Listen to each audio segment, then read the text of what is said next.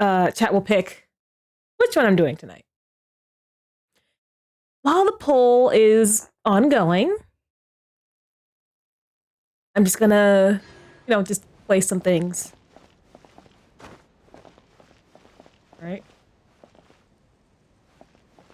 All right, let's team up with the greedy figure.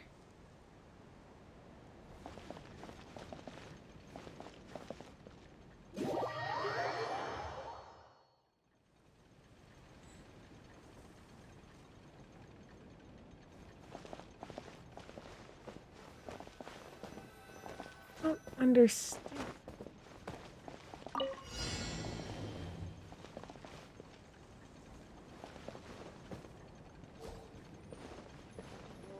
Oh, no. Oh, he said fruit.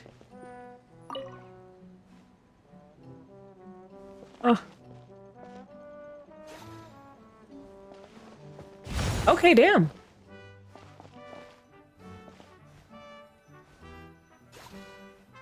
Alright, what do you want this time? Meat. Let's leave some fowl.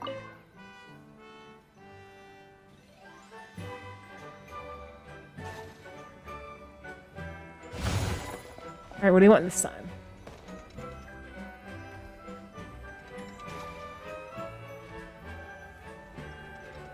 Something sweet. Sweet flour should work.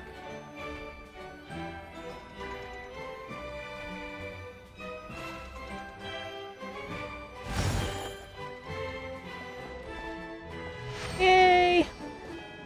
It's done. Oh, the poll's almost over, folks. I'll keep this close. Oh, all right. Story quest it is. All right. Let's look and see the story quest I have left. Let's see. Okay, we have quite a few. Oh, don't count him. Don't count him. 1, 2, 3, 4, 5. We're skipping this one. 6, 7, 8, 9. Okay, there's 1, 3, 4. Okay, there's 6 women. How should I do this? We'll have to go 2 rounds for this. Because I want to give every story quest, aside from Risley's, a chance. Okay.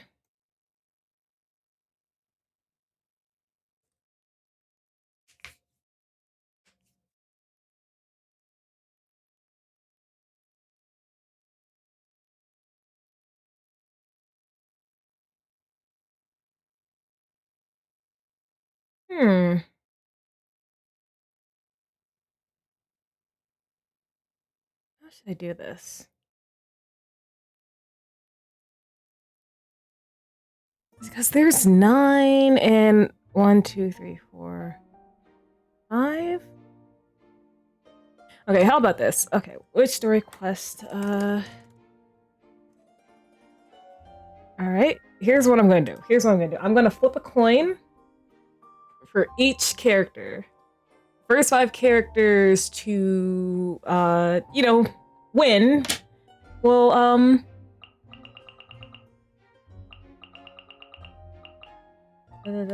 wait, I actually, dang it.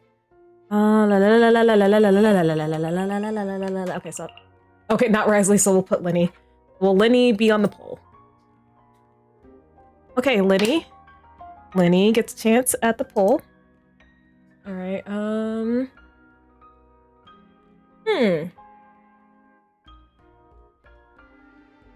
Oh, here, let me use the internet. Number between 1 and 8. 2. Okay, Dea, let's see. Do you get a chance on the poll? No. Need the first 5. 7. Chiori, will you get on the poll? Yes, Chiori gets a chance on the poll. This is very weird, guys. I apologize in advance. Fury. All right. Three more. Three would be Baiju. This Baiju. Get a chance at the poll. Yes, he does.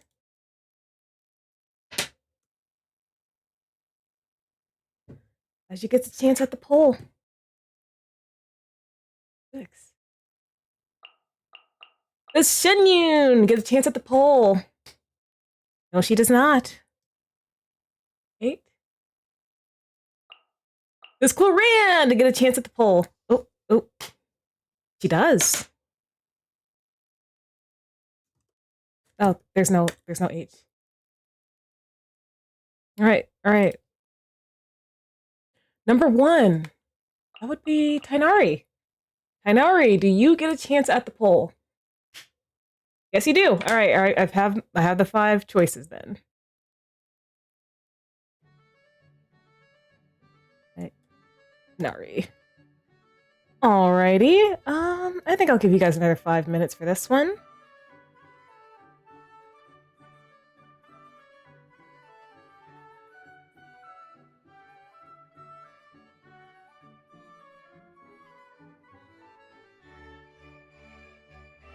All right. Okay, that's weird.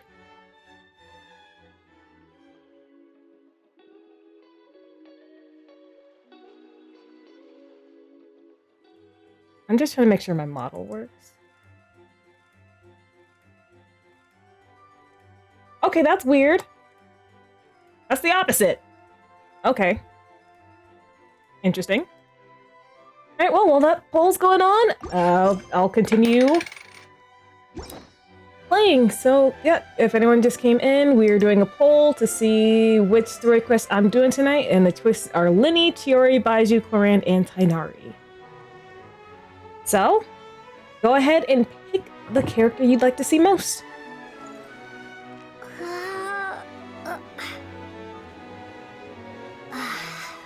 Right. I'm reason that it's switched. We got the other two, so, the troubled figure.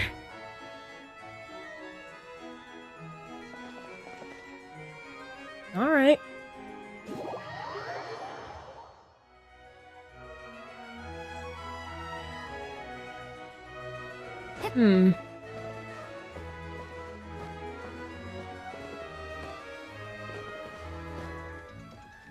Okay.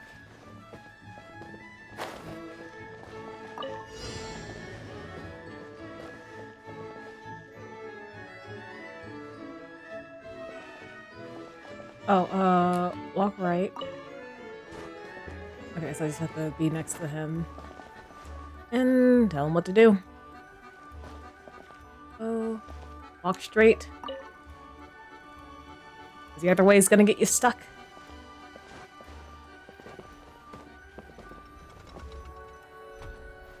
Okay, good.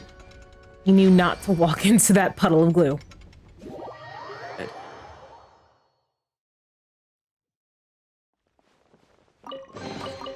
A reward on the road. Oop. The poll is about halfway there, folks. So remember, you've got, oh, I've already forgot myself, but there is a poll that will decide what story quest we're doing tonight. So out of the characters that are there, be sure to pick the one you want to see most out of these options. Because unfortunately, the polls only allow a max of 5, and I had like 9. Right, let's mark these.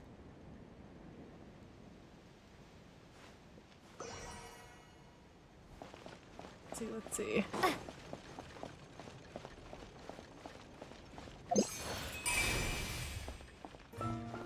All right.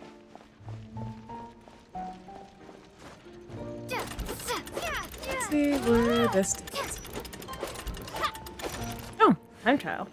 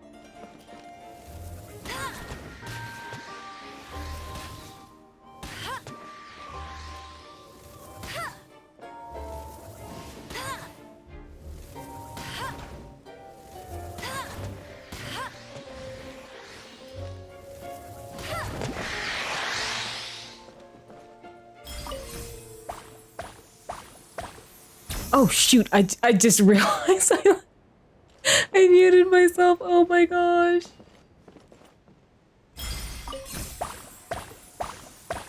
Tenji! What is this?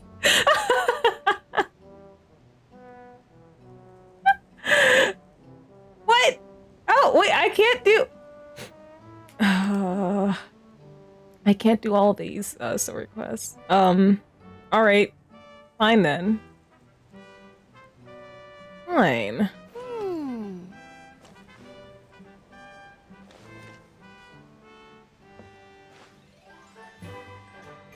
What is this? Welcome to the stream, Tori and Teji. Thank you so very much for rigging the for rigging. Okay. I saw it was you, Teji. Okay, so we're just gonna do this again. So let me see if I remember correctly. It was Linny.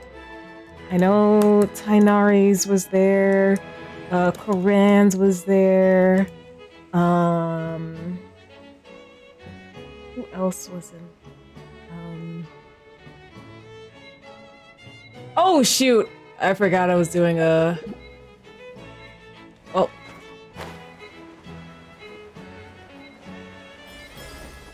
Yeah, I failed the challenge because I was looking. Oh yes, Baiju, thank you, Baiju, and then was it Chiori? I think Chiori made it on. Okay, no additional votes this time.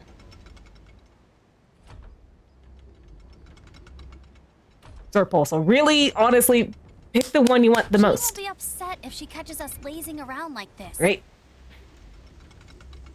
For realsies this time, guys. Pick the one you want. Between Linny, Tainari, Clorinde, Baiju, and Chiori. And Tori, thank you for reminding me. Okay, so let's try this again. Since I know I'm gonna have to.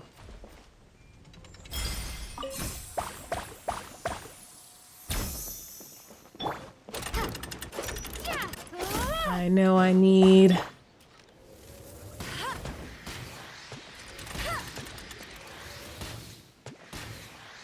Get back away. Boom. How long?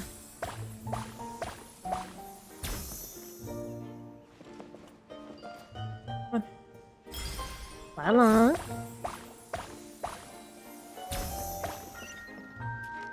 Okay. Oh, I missed. I missed again. I fired and I missed. I fired and missed. I fired again. I missed.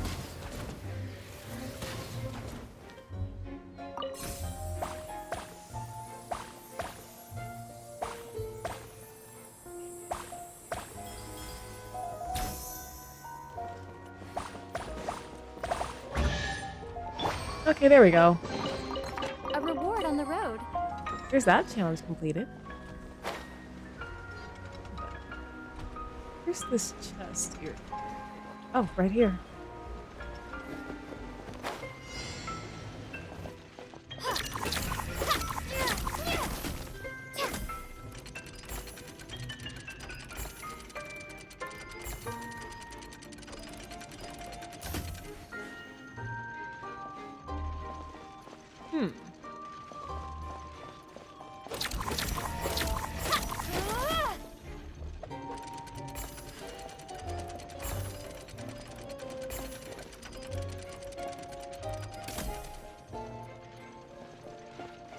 I'm missing something? I'm definitely gonna vote Fran. She has such a good story.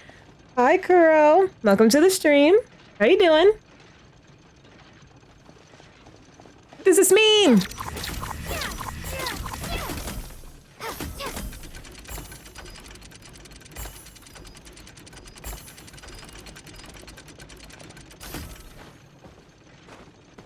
I don't understand.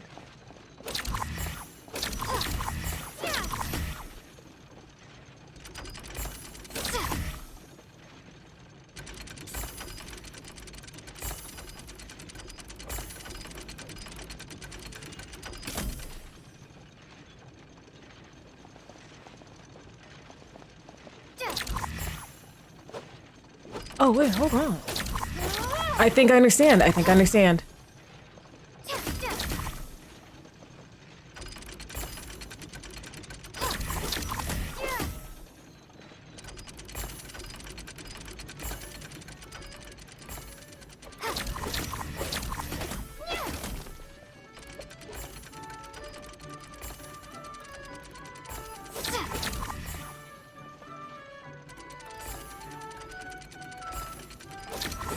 There we go. I figured it out. Is this? Not pulling today. Oh no. Okay, that wasn't exquisite.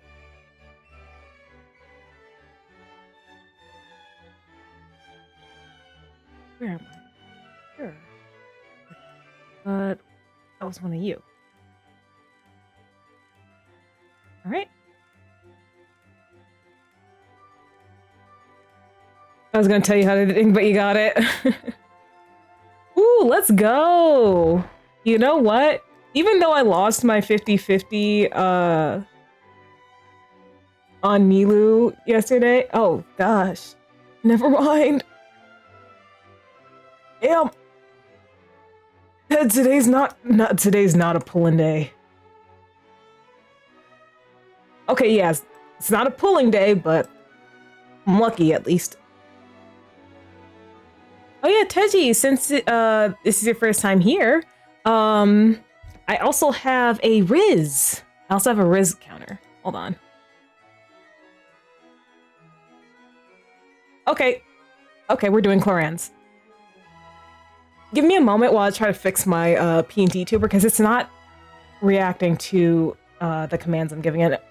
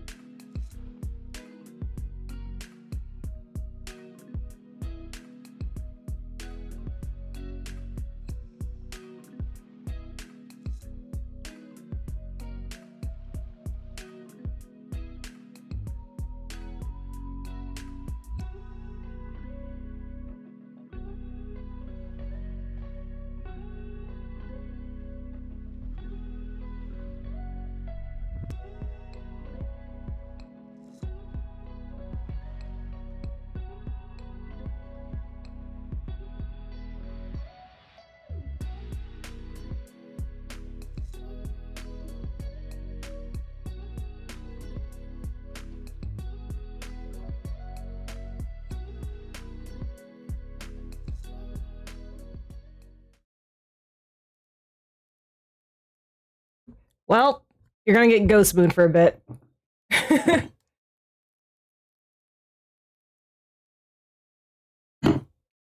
Clever. Let's go on and get out of here. Oh, whoa. It's a fontaine. All right, there we go. Hold on. Let me see. All right, there we go.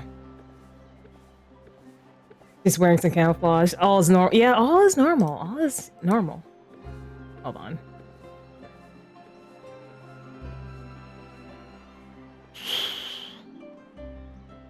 All right, there we go. All right, well, let's go ahead and add her story quest.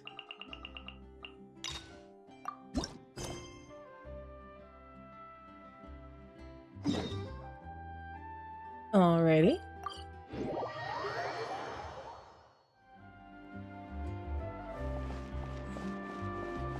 I know her story quest. Do you also see Navia and Clorinde over there? Oh, are we interrupting their date? They look like they might have run into some kind of trouble. Let's go check out what's going on. Oh, I don't want to interrupt their date. What I do know about Clorinde's story quest is that it is D&D themed. So I am excited for that.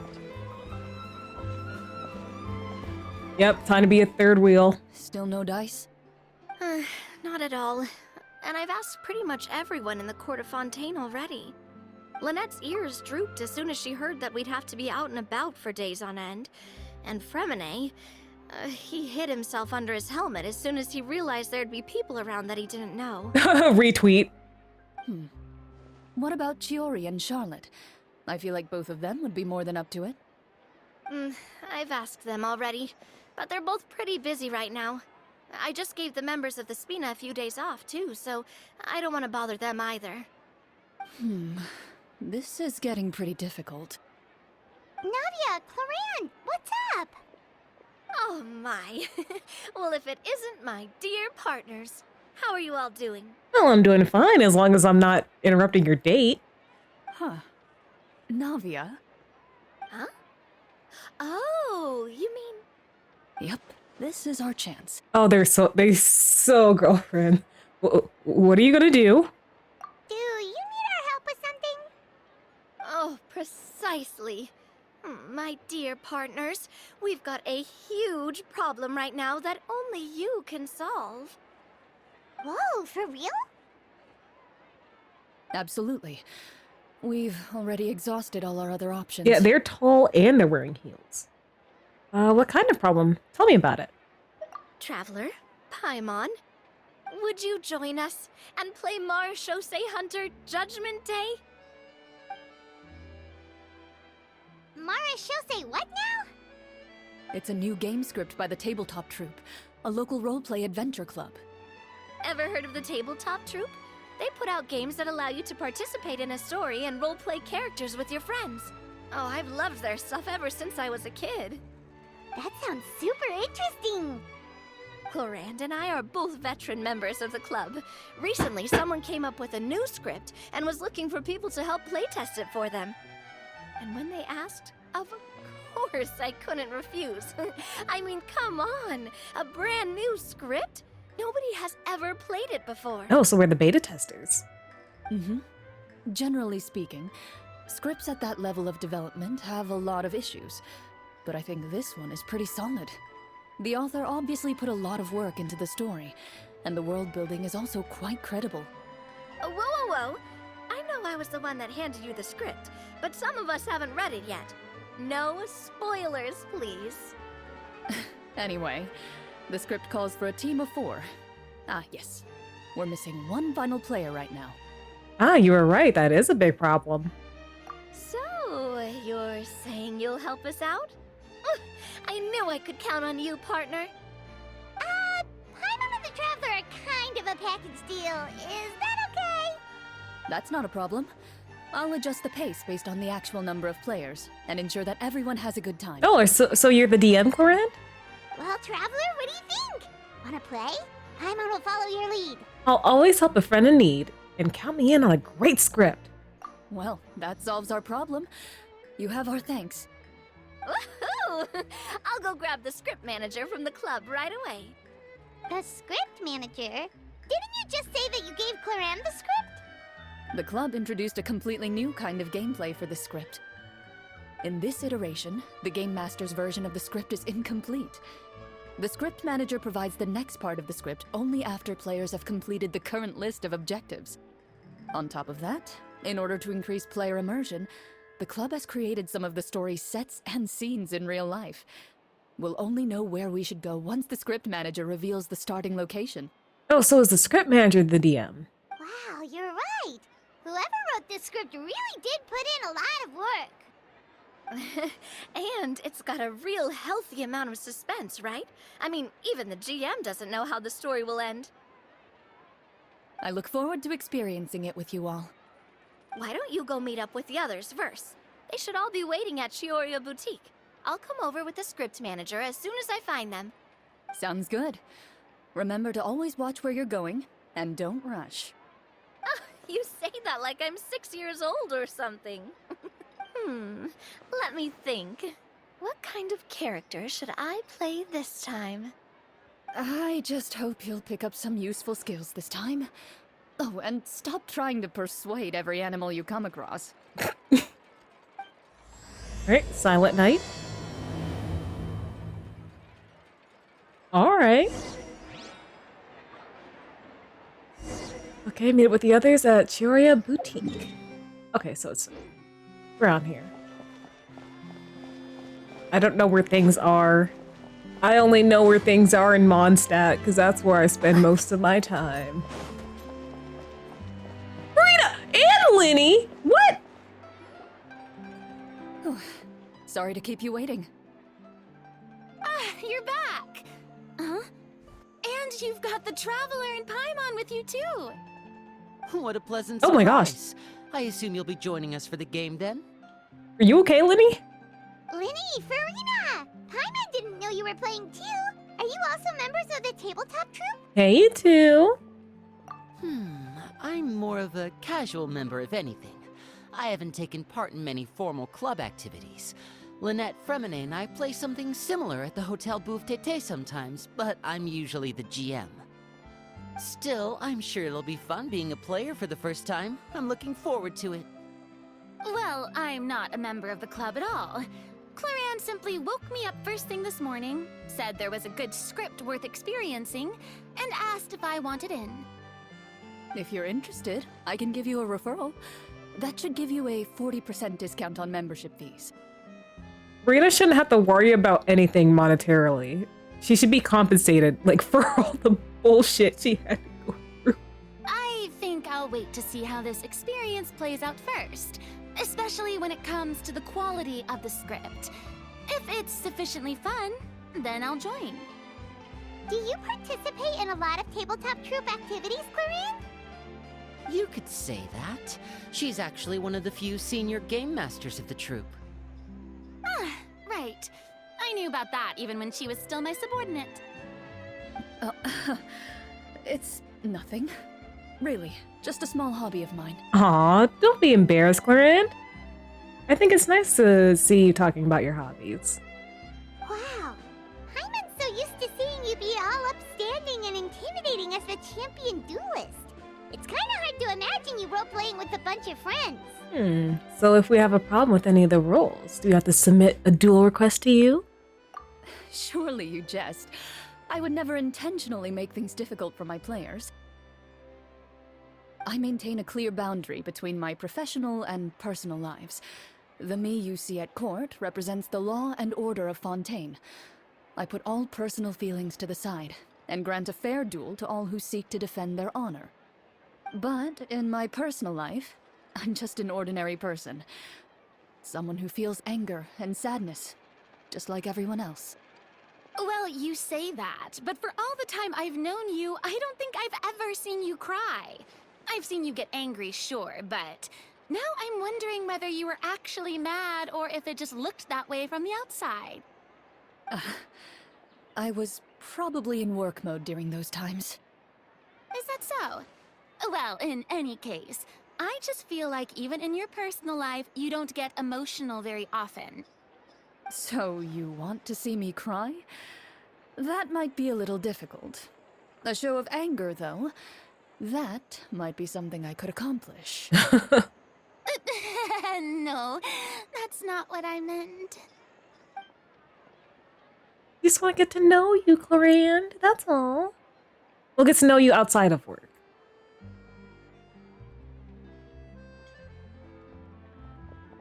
Ah, I'm back! Here, allow me to introduce you to the script manager, Mr. Florian. Oh yeah, random. Well, I ask this question a lot, but like, it's around like 8 o'clock for me, 8:30. So I had a meal today. What did you guys have? Anyone eat anything good today? Pleasure to meet you all. Hello? Wait, are you a champion duelist too, Mr. Florian? Hold on, speak again? Oh no, this is just the costume provided by the club. I occasionally play a few of the roles in my scripts. Wait a damn minute. Hold on. I need, huh? Am I crazy? Wait a minute. Wait a minute. Let me just satisfy my curiosity. Yeah, let me just satisfy my curiosity really quickly.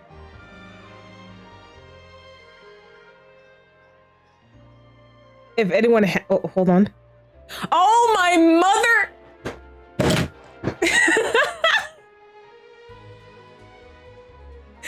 Oh my gosh.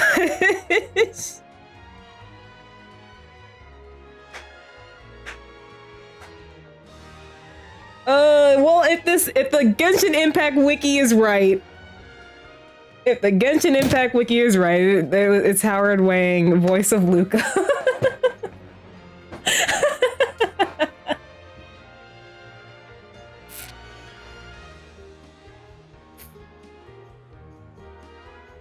Man, I'm just waiting for this man to voice a playable character in this game. That sounds like a lot of work. Oh my gosh. It's nothing. It's the least we can do to give the players a more immersive experience. Anyway, allow me to give you a brief introduction of the script. This script was adapted from the real history of the Marushosei Hunters. You all will play the role of hunters from a bygone era and resolve a series of events unfolding in the capital.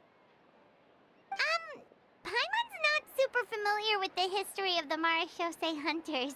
Is that a problem? Neither am I. That's a good question, Paimon. Oh, no problem at all. I can give you a brief rundown.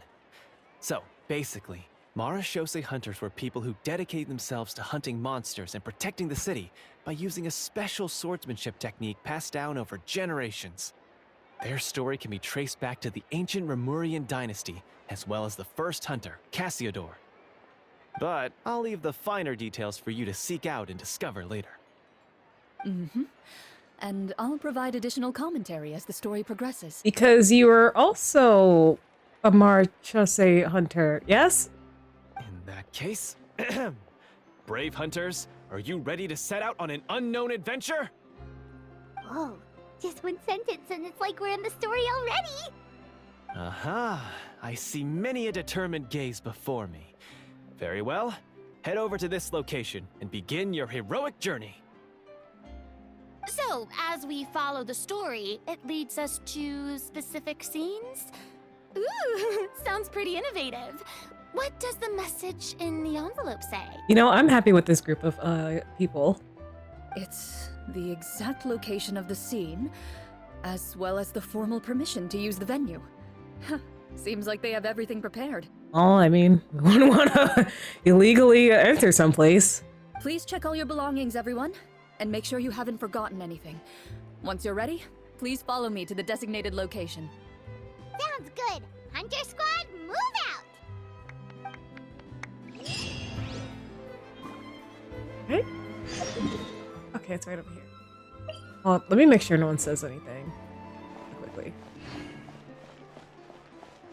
Alright, there we go. No one said a thing.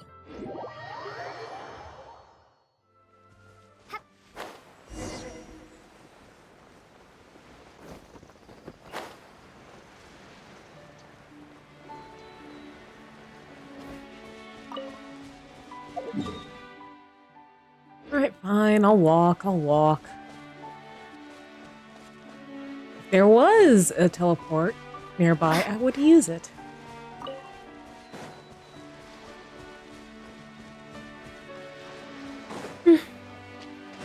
Wait.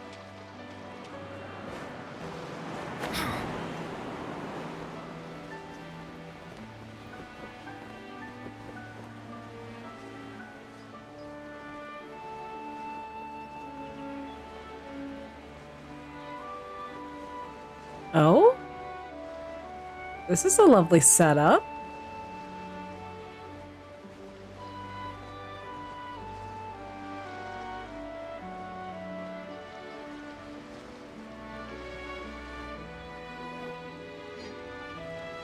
Whoa, they really have thought of everything.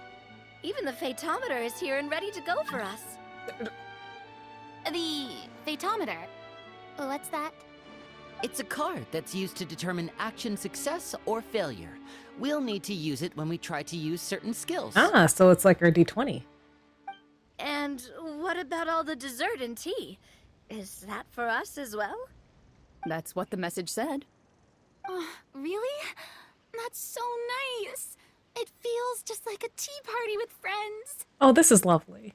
Those snacks have Paimon's name name written all over them. Hey, everyone gets an equal share, Paimon. I think you might be more of a snack hunter than a Marashose hunter, Paimon. Say that again. Snack Hunter Paimon reported for duty. If there are delicious snacks to be found, Paimon will track down every last one. The desserts are great, but I'm still looking forward to the story more than anything. Very fair. Then, let us begin. First, please pick up the blank character cards in front of you, and write down your name and profession. Welcome back, Kuro. Well, I mean, we only just started. Wait 1 second. What, Kuro? What's up?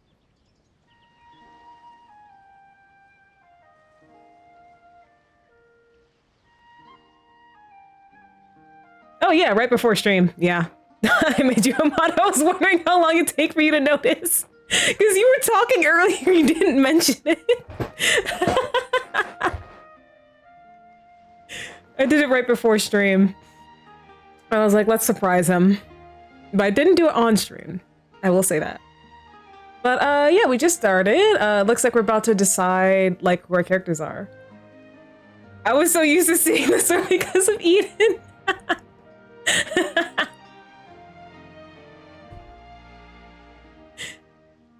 Well, yeah, we're about to start our little campaign. It seems like, well, my ears, decide to pick out the fact that, well, at least according to the Genshin Impact Wiki, that the NPC, Florian has the same VA as,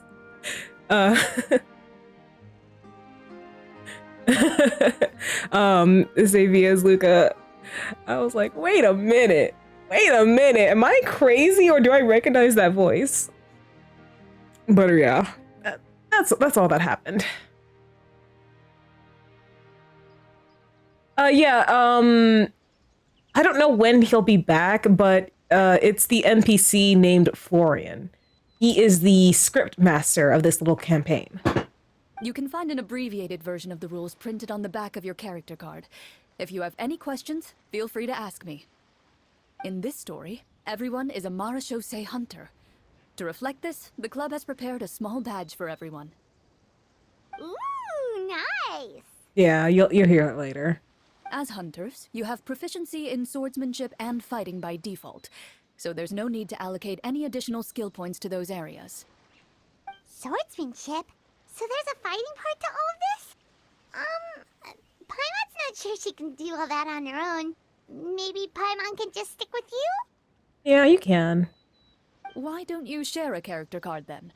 The Traveler will be the Marashose hunter, and you can be her little floating assistant. Kinda like in real life. Yep, no different. So, for the name, do I fill it out with the name of my character? Yep, it can be any name you like. Ooh. You can use your real name too if you want. I do that whenever I get too lazy to think of a new name. Oh, so it would be like experiencing a different life, but still as yourself. Don't forget about it on Discord. All right. That's not a bad idea. In that case, I think I'll continue to use the name Linny then. Next up is the skill sheet. You have a limited amount of skill points that you can use to learn a number of skills. The more points you invest in a particular skill, the easier it will be to pass associated checks. I'll take persuasion and investigation. Those are must-haves when it comes to missions like these. Oh, those skills sound like they'd be useful for gathering intelligence. Good idea, Navia. Just as expected of a veteran player.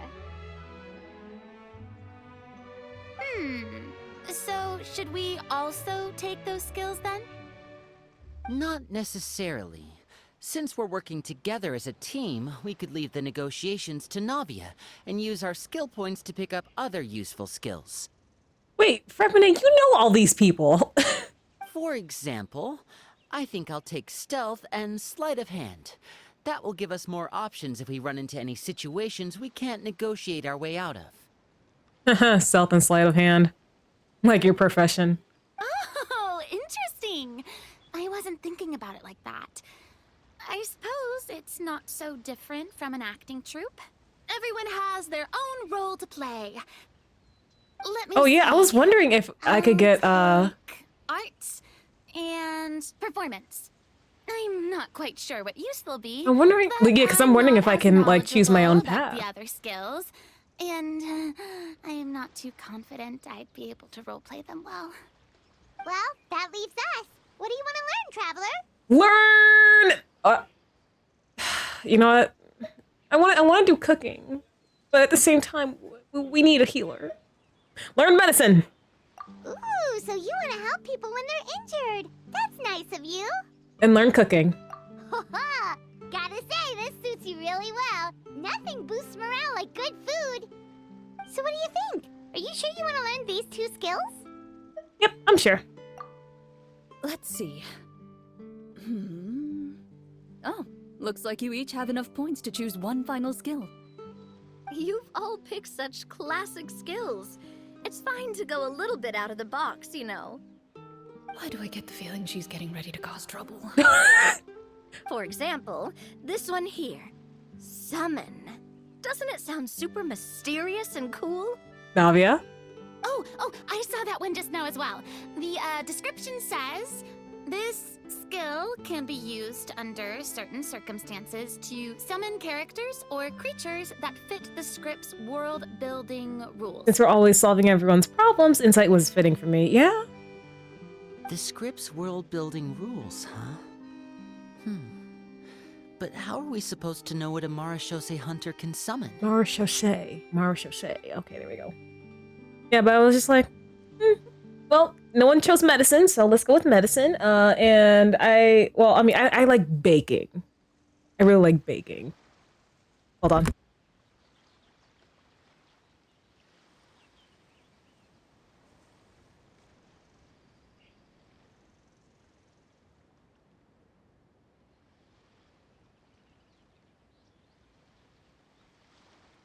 I'm back. Oh, that's not for us to worry about, my friend. Just learn the skills that interest you, and the GM will take care of the rest. All right, you've convinced Paimon. Let's learn summon then. Paimon can't wait to see what kind of thing shows up. No, Mal, you bet we need a healer for this rowdy group. Well, now that everyone's more or less finished creating their characters, we can begin. Since 2 of our players are doing this for the first time, though, let me ask, would you like to play on easy mode or authentic mode? What's the difference between the 2? Well, in role-playing games, the story sometimes changes based on the decisions of the players and the results of the Fatometer. For example, if you fail a check, that means you cannot use the target skill in that scenario. A critical failure may even result in further negative consequences. If you choose to play in authentic mode, every time you elect to use a skill, you'll need to use the Fatometer to see whether you succeed or fail, and face any consequences that may follow.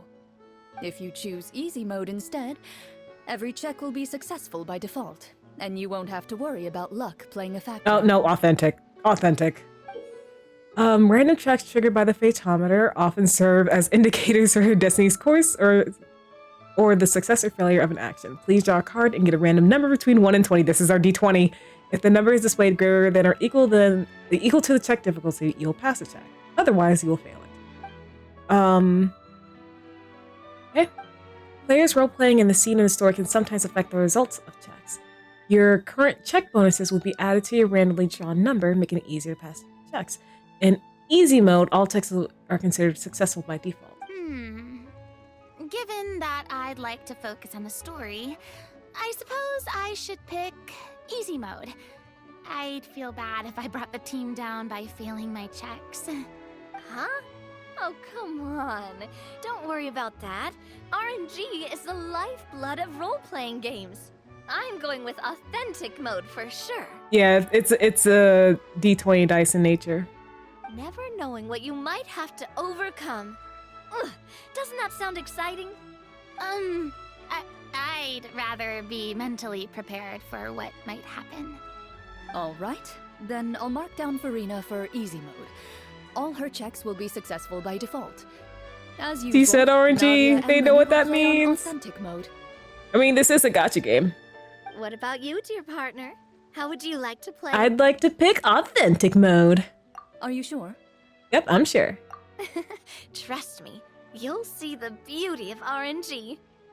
Honestly, I don't think Clorinde would make things too difficult for us, no matter what the Fatetometer says. Isn't that right, Clorinde? No promises.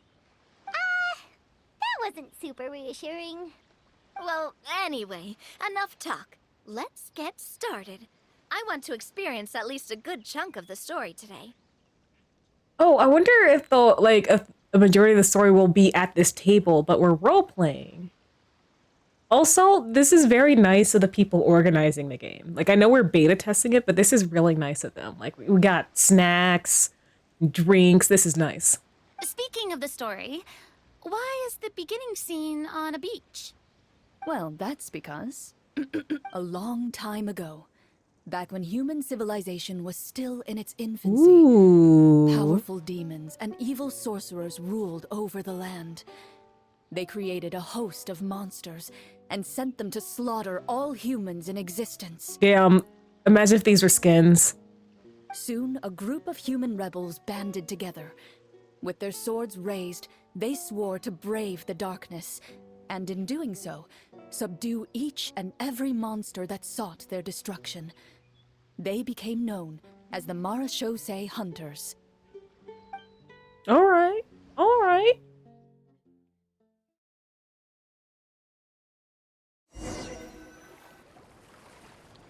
Ooh.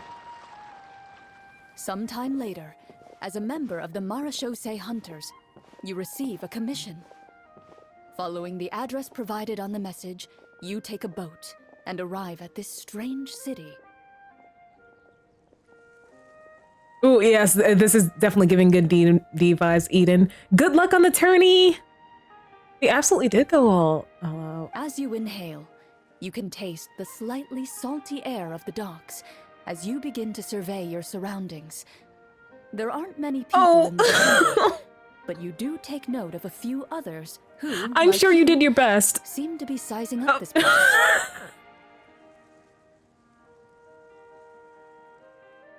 Well, I'm, you know what, Eden, I'm proud of you anyway. I'm proud of you anyway. And thank you for lurking in this dream. Your eyes meet, and you realize these people are fellow Marachose hunters, likely led to this location after receiving the same commission as you. You're all Marachose hunters too, right? Allow me to introduce myself. The name's Navia, monster hunter by trade and helpful neighborhood businesswoman on the side. What say you to traveling together? We can help each other out on the road. Oh, these would be such good skins. Okay, count me in. My name is Linny. I've been wandering since I was little and picked up a few less than legal tricks along the way. I was adopted by a Marachose hunter and later chose to follow in his footsteps. Is this where you introduce your character to everyone? It sounds like they've done this dozens of times. Well, they are veteran players. Don't... Farina. It's okay. My name is Farina, and, I grew up in a noble family. I always had a strong interest in performance and the arts. Even though I'm a Marachose hunter, what I really want is to be a performing artiste. You can see the artifact you usually far for on his hip. Ooh. Farina's a bard. Where's Venti? Hey, that's really cool. You can do it, Farina. That's exactly how it's done. I believe it's the goblet of the Marachose hunter. Ooh. Paimon is Paimon, a good friend and companion to this Marachose hunter right here. Oh my gosh. Even Paimon gets drip? We used to be chefs. I've been studying the culinary arts since I was a child. I hope my delicious food can help boost people's spirits. So cute! Oh my gosh! That's wonderful. I'll be looking forward to your cooking during our adventures together. Yo! I wish the traveler spoke more often. I hate being surprised by their voices. Well, if we're all here for the same Oh, commission, yep, it's right why don't we take there! some time to confirm what we need to do? You open your envelopes at the same time. The message reads, "To the honorable and trustworthy Marachose hunters, our kingdom is currently facing a grave crisis. The lands outside the capital have been overtaken by monsters, and our people are being led astray by forces of wickedness.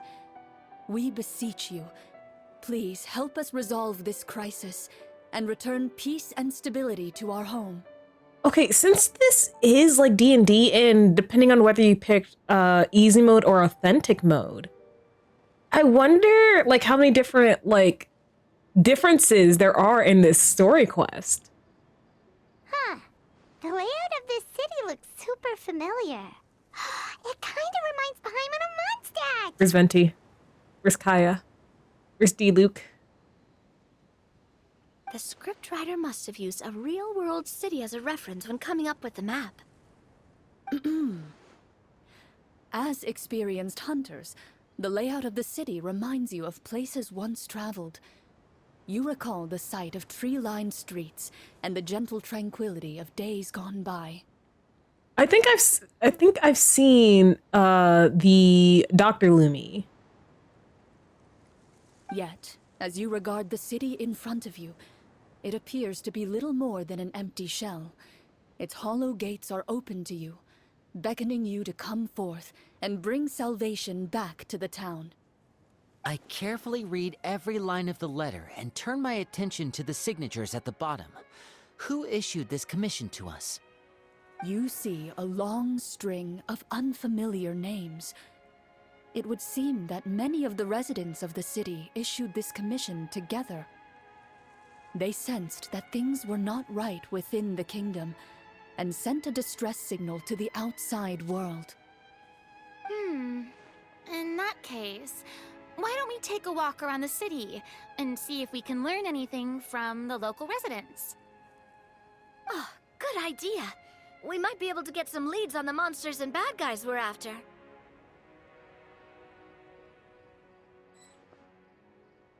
You look up and see a tavern nearby. It appears to be open for the day. Angel share! It's great because there's technically 4 designs for the child, 2 each if you play Lumine or Ether. I love the designs. Why don't we go check out that tavern? If the novels I've read are anything to go by, taverns are usually full of information. Good thinking, Farina. Ooh, I'll have to look them up.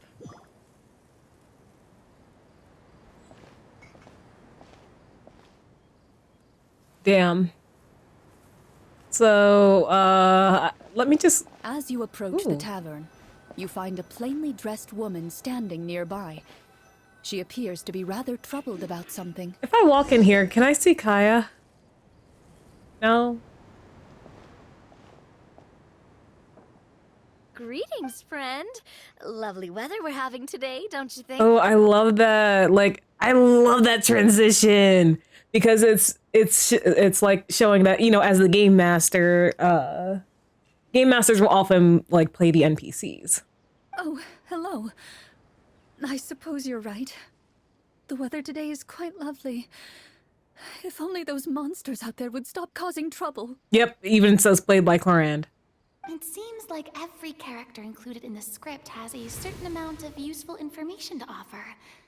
If we keep asking questions, we might be able to get some good leads. Oh, come now, don't be sad. Life is all about optimism. Oh, that reminds me. What did you have for breakfast this morning? Huh? I don't think that's the kind of question we're supposed to ask. Nothing turns a frown upside down like good food. How about some macarons? I could make you some. You didn't even take cooking as one of your skill proficiencies. That's not necessary, miss. Excuse me for saying this, but you don't really look like a chef. Besides, I'm not really a fan of sweets. So you're someone who barely smiles and doesn't like sweets. You're really starting to remind me of this one friend of mine. She means girlfriend. Hey, did she just... me? Clorinde must have broke character for a second. Navi waiting for the roast. This isn't getting us anywhere. Traveler, maybe you can think of something. How about I cook something right here, right now? Are you sure? Positive. In that case, please refer to the fatometer. This one. Ooh! Yes! Oh, Sans, thank you for the bonk, and welcome to the stream. Whoa, it was a success! You remain silent as you prepare a pot and fire to use for cooking. The woman stares at you with her mouth agape as you skillfully cut the ingredients and toss them into the pot. After some time, a rich aroma begins to fill the air. Even a passing cat can't help but stop in its tracks and look up in anticipation. Please have some food. Who knows? Maybe you'll feel better after eating something delicious. This is insane. Why isn't this the norm? I'm tired of these silent protests. Wow, that's amazing. Wait, so as long as you pass the check, you can pretty much do anything? And it won't be seen as absurd? Oh, thank you. You were right. This food really did make me feel better. So, what had you so worried earlier? Could you tell us a bit more about it? Okay, let me fill you in. A horde of monsters suddenly appeared near the capital recently, so all the guards were dispatched to fight them. Do you remember when those monsters appeared? I'm not completely sure. All I know is that my husband was dispatched to fight them 3 days ago. Do you know where he was sent? It all happened so fast. When we said our goodbyes, he couldn't even tell me where they were sending him. You have our thanks, friend. We'll find and defeat those monsters as soon as possible. We sincerely hope your husband will be able to return to your side soon. Oh, thank you. Don't worry, we'll find him. Just try to remain optimistic and wait for good news. We don't always get to choose what happens to us. But we do get to choose the little things, like what we eat and how we respond to the things life throws our way. I hope that one day, you too will recognize the power of something as small and inconsequential as a delicious dessert. I'll do my best. Ooh. Well, Kuro, if you're up for it, like, when you do, like, be sure to, like, post it in the art channel in the Discord. You bid farewell to the woman and continue your journey further into the city.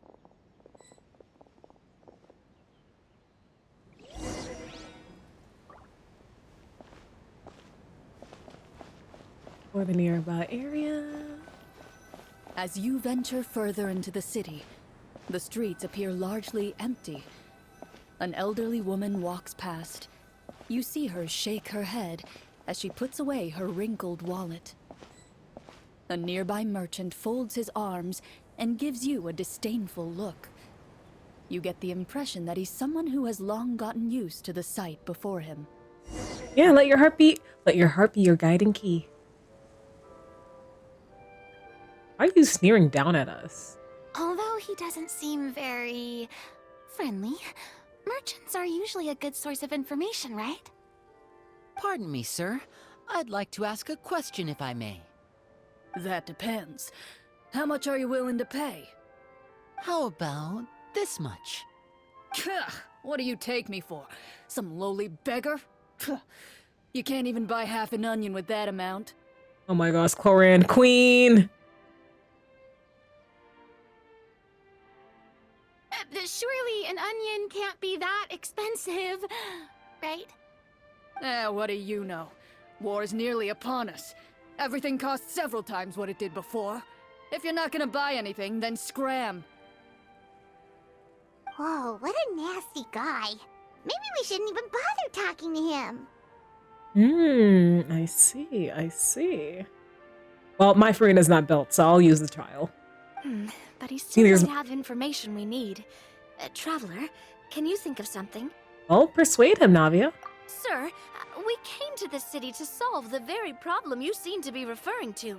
The war you mentioned, would it happen to be against the monsters outside the city? If you happen to be well informed and know a thing or two about what's going on, we'd appreciate it if you could share that information with us. After all, the sooner this problem gets resolved, the easier it will be for you to do your business. Oh, let's go, Navia! Well, things are basically as you said, young lady. Those monsters are camped outside the city, and they've been destroying all our trade routes. We have limited reserves within the city, so if this continues, we're all gonna be in big trouble. Ooh! It really is RNG. Oh my gosh. Wait, you're saying no one has put a plan in place to distribute supplies or maintain order? We could all starve and those nobles in the palace wouldn't even break a sweat. Who knows? Maybe they've been in cahoots with the monsters all along. That is concerning. All right. That's all the information you need, right? Off with you now. I've still got business to do. You know, if you smiled a little more, you'd definitely get more business. And I bet that would make your life just a little bit sweeter. I'm not saying it's guaranteed to work. It's just a tip. Ooh. Should we try to go somewhere with more people? Oh, how about the city square? Follow me. Ooh, I really like this, because this means that, like, everyone gets, like, a unique experience playing Clorinde's story The quest. city's central square. You see a man with a slightly anxious look on his face, pacing back and forth, his head hanging low. He doesn't seem to notice your approach. Still immersed in his own thoughts, he shakes his head and lets out a long sigh. This guy seems promising enough. Maybe I can get some information out of him. Let's go, Farina.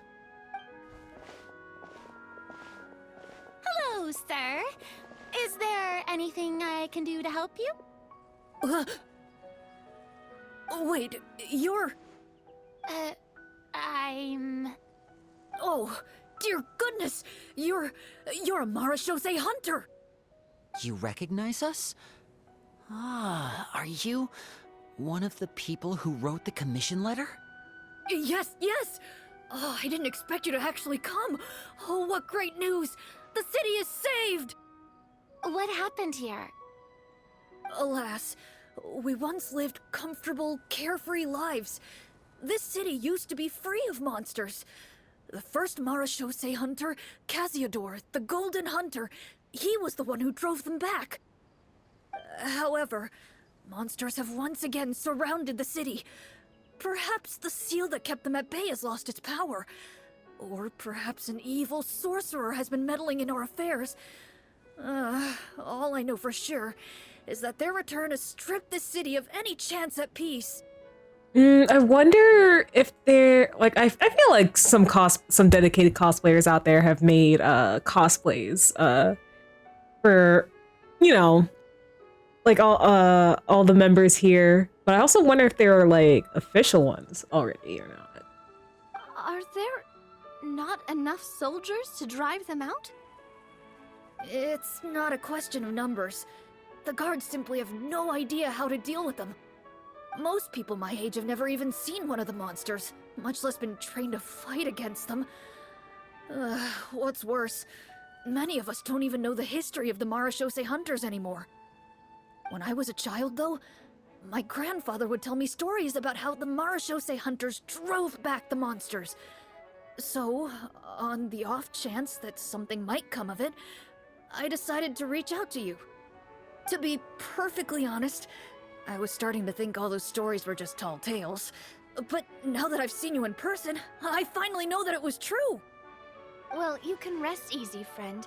The righteous and formidable Marashose hunters are on the case. The man is touched by your determination and resolve. His eyes begin to well with tears of relief. Still, if we are going to hunt the monsters, we need to know where to find them. Can you give us any leads? All I know is that the area outside the city is dangerous. I'm afraid I can't point you toward a specific location. Oh, although, if you leave the capital through the main gate and follow the road, you should run into a group of guards. They might know more about where to find the monsters. I see. We'll go look for them then. All right, be careful. Oh, and one last thing. The monsters outside the city are just part of the problem. There are evil sorcerers inside the city as well, so be on your guard. Oh? They're actively working with the monsters, and have corrupted the court ministers with malicious magic. They're the reason why, even inside the city, everything has been a giant mess. Even one of our kindest ministers has turned into a boorish and unreasonable figure, interested in nothing but enacting laws that exploit the people. Who knows how much longer we'll be able to go on like this. Talk about being stuck between a rock and a hard place. I feel bad for him. Maybe we should try to cheer him up? Clorinde could sing him a song? Huh? Like, now? Is this really the right time? I appreciate your kindness, but for now, it's more important to focus on the crisis at hand.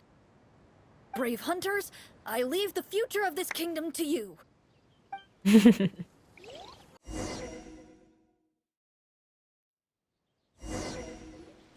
If I understood correctly, there are currently 2 problems in the kingdom that need solving, right? Exactly. We need to defeat the monsters outside the city and take down the evil sorcerer stirring up trouble from within. But which problem should we tackle first? That is... Should we take out the corrupt government or the monsters first? I think I want to go with the government. Because if the city's like ready to get their people back, I think we should go for everybody. Well, this seems like a good moment for a break. Take some time and discuss what you want to do. Let me know when you've made your decision. I really didn't expect the people in the city to keep us at arm's length like that. I totally thought the hunters would be treated like heroes. Well, Clorinde said the script took cues from the real history of Fontaine, right? Maybe the real-life Marashose hunters were also treated like that. I wouldn't say it's a perfect representation of history, but there are definitely some similarities. Would you like to hear more about it? Oh, yes. Sure. As long as it doesn't spoil anything in the script. You brought up bits and pieces of the hunter's history before, but it was all in passing. Paimon wants to know too. The hunters were super powerful, right? Were they all from a special line of supernatural beings or something? Kind of like the yokai in Inazuma? No. All Marashose hunters were ordinary mortal fighters. The only thing that set them apart were the special sword techniques passed down over the centuries. Huh? So you mean anyone could become a Marashose hunter? All right, Teji, thank you for joining the stream for the first time. And thank you for participating in the polls. So hopefully I'll see you later, and hopefully I can catch one of your streams soon. In theory, yes. All you would need to do is survive the rigorous training and master the swordsmanship techniques required to fight the monsters. Still, most people dropped out at the early stages, and others called it quits the minute they saw a monster in person. To become a hunter, you must be strong in both body and mind. Oh, she's wearing the Game Master pin. What kind of monsters did the hunters fight exactly? Oh, and the evil sorcerer the script mentions. Did they exist in real life too? The land of Fontaine once played host to an ancient dynasty known as Remuria. After that dynasty fell, monsters began to appear, intent on obstructing humans from establishing a new social order. One of the ancient sorcerers of Remuria used his power to assemble a formidable army of golems. He sought to use that force to establish himself as king. Now, wait a second. Don't tell me that guy was the inspiration for the evil sorcerer in the script. We still haven't found any in-game information on him yet. So, why don't you talk about someone else for now? Well, I wasn't planning on going into anything you might be able to find out in the game. But if you want me to talk about something else, then... how about Casiodor, the Golden Hunter? Or Egeria, the ex-Hydro Archon? Ooh, Egeria. Wait, but those people are all from a super long time ago. Where did you learn all this, Clorinde? From my master. Huh. By master, you mean Miss Petronia? Is someone you know? Absolutely. Miss Petronia and my father were good friends. Back in the day, she would often bring Clorinde over to play, but then... Let's not get off topic. Anyway, back to what I was saying. Oh, so is Clorinde and Navia's love story childhood friends to enemies to lovers? Responding to Egeria's call, a number of warriors followed Casiodor into battle against the monsters. This group of warriors, under Casiodor's leadership, became known as the Marechaussee Hunters. Yet, as Fontaine entered an era of peace, their work gradually became obsolete. The Marechaussee Phantom, originally an association made up of hunters, eventually came to be predominantly comprised of Melusines. Yeah, it must be wild that Fiona's learning about the era before her time as an Archon. Yeah. Ah, I see. That explains why most of the people in the script have forgotten the hunters or think of them as nothing more than a legend. Is that really a bad thing, though? It can get tough always being the one shouldering everyone's expectations. Oh, you know about that all too well, honey. Depends on who you ask, I suppose. If the name of the organization no longer commands respect, investigative work is bound to suffer. Speaking of investigations, which problem should we tackle first? Monsters or evil sorcerer? I vote monsters. That's the main duty of the hunters, right? We can come back to the sorcerer later. Well said, Miss Farina. Plus, if the sorcerers really are the masterminds behind this whole thing, defeating the monsters could give us some clues on their intentions as well. What about you, partner? What do you think? The sorcerer problem seems pretty important. I mean, you're not wrong. But those characters are usually the ones pulling the strings behind the scenes. More often than not, they're very formidable opponents. Going after them now might be jumping the gun a little bit. We don't want a total party kill on the first day, right? With Clorinde as the GM, I wouldn't rule out the possibility. Well, you've persuaded me. Then it's settled. Let's go hunt some monsters. All right. After some discussion, you decide to turn around and head out of the city.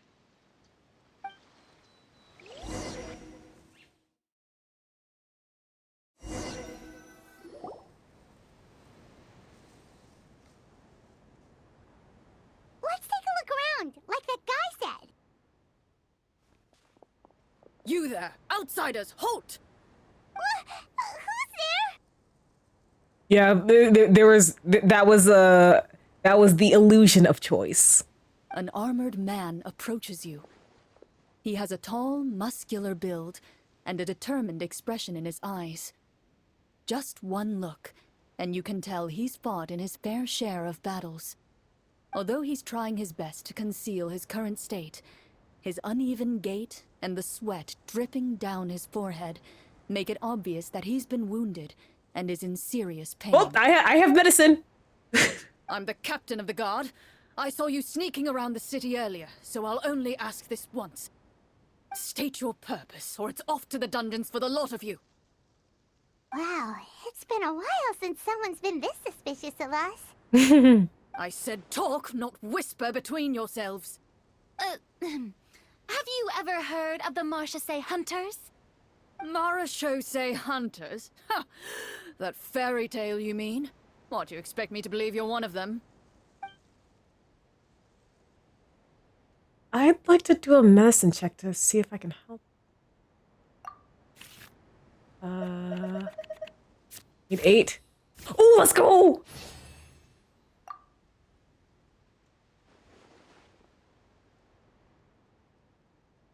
Using your knowledge of medicine, you're able to deduce that the injury on his calf was a monster's doing, and the wound has already begun to fester. As you check him over, he looks at you with suspicion and retracts his injured leg further back. I'm a doctor by trade. Please let me redress your wound.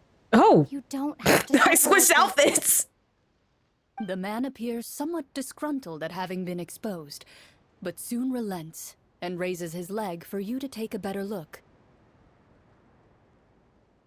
He was so damn amazed about it, it took no more convincing. He allows you to apply a poultice of specialized medicine to the wound, and it appears to bring him much relief.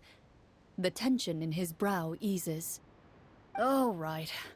Guess you lot might actually be real Marachose hunters after all. In any case, you've successfully treated my wound. So, what do you want to know? Do you know where we can find the monsters, or the other guards who are fighting them? He informs you of the various locations where monsters have appeared. He looks in that general direction with a pained gaze, as if a thin, invisible thread is pulling on his wound. I just did a quick little outfit change, like, shh. I'm a doctor. Some of our new recruits have never even dealt with a petty thief, and now they're out there fighting monsters. If it weren't for this cursed leg. Oh, please, sir. Don't get too worked up. You need to focus on your recovery. Just leave the monsters to us. We're Marachose hunters, after all. It would be funny if she cut the— yeah! It would be Hearing you funny. say that, a glimmer of hope flashes in his eyes. But it disappears almost as quickly as it came. Those monsters aren't easy to deal with. But if you insist on going, I won't stop you either. I just hope all the guards will be able to come back to their families alive. I wish you the best of luck. Alright, head to the depths of the forest. Based on what the captain said, the monsters should be right up ahead. Let's go. Hopefully we're not too late.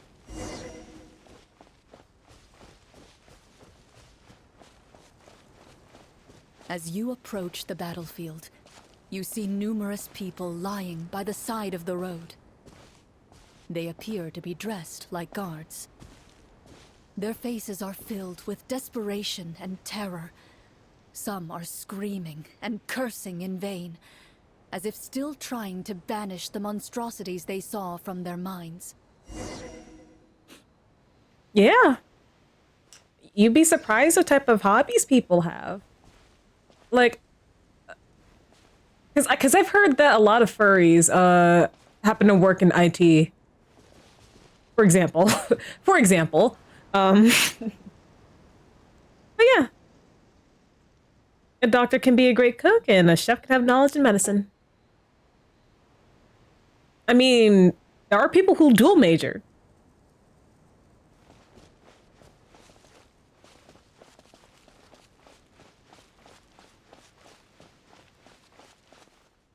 A few of the wounded look up at you in shock and disbelief. Quick, leave this place. Turn around and don't look back, they yell.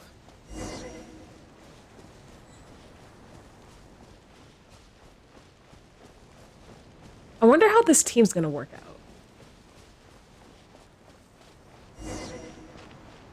Go to the area where the monsters have.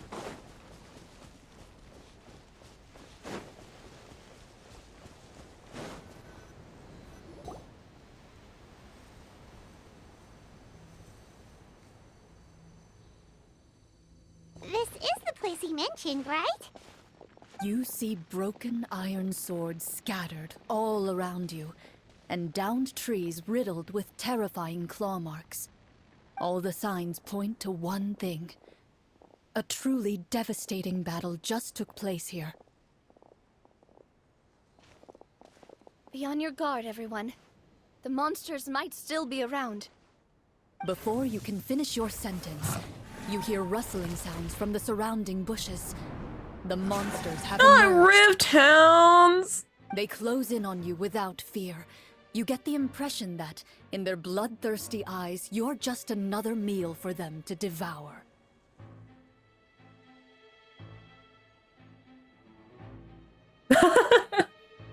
Isn't it weird how the body works sometimes? A little help here! This thing wants to eat Paimon! Your battle round begins now. Oof. This one.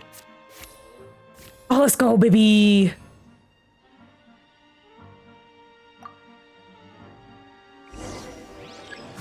Oh, am I the only one who's making a check? Fire! Well, with rocks. Feeling lucky? Coming at ya! Let's get this show on the road. Let my name echo in song. The next battle round begins now.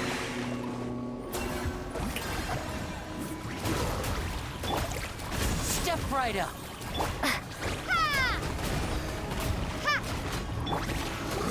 Feeling lucky? The monsters let out a terrifying roar of anger and resentment before dissipating into thin air.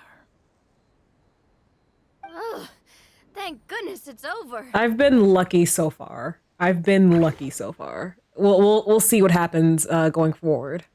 We're lucky the Marashose Hunter class came with all those preset skill points. Otherwise, we would have been in some real trouble. I never knew the Fatometer even determines the amount of damage you inflict. If you get unlucky, isn't it just game over right then and there? That's part of the fun. The uncertainty of fate is what gives these games their appeal. Just as you begin to celebrate your victory, a suspicious lump on the ground catches your attention. A suspicious lump. Wait, could it be the thing that appears after every battle? I walk up to it, crouch down, and begin to carefully examine it. I've still got my right glove on, so it should be fine for me to touch it, right? As you investigate the mound, you discover that the exposed portion appears to be made of wood. It was previously obscured by the large form of the monsters. Ooh, is it a chest? With the monsters gone, the small protrusion now awaits your discovery, poking out of the ground like a shy flower bud. Whoa, it's a treasure chest! Let's dig it up!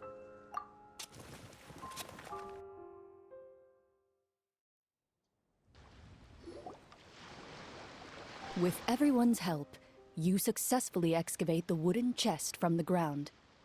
Even without opening it, you can tell from the mora and jewels scattered around the chest that it must contain quite the fortune.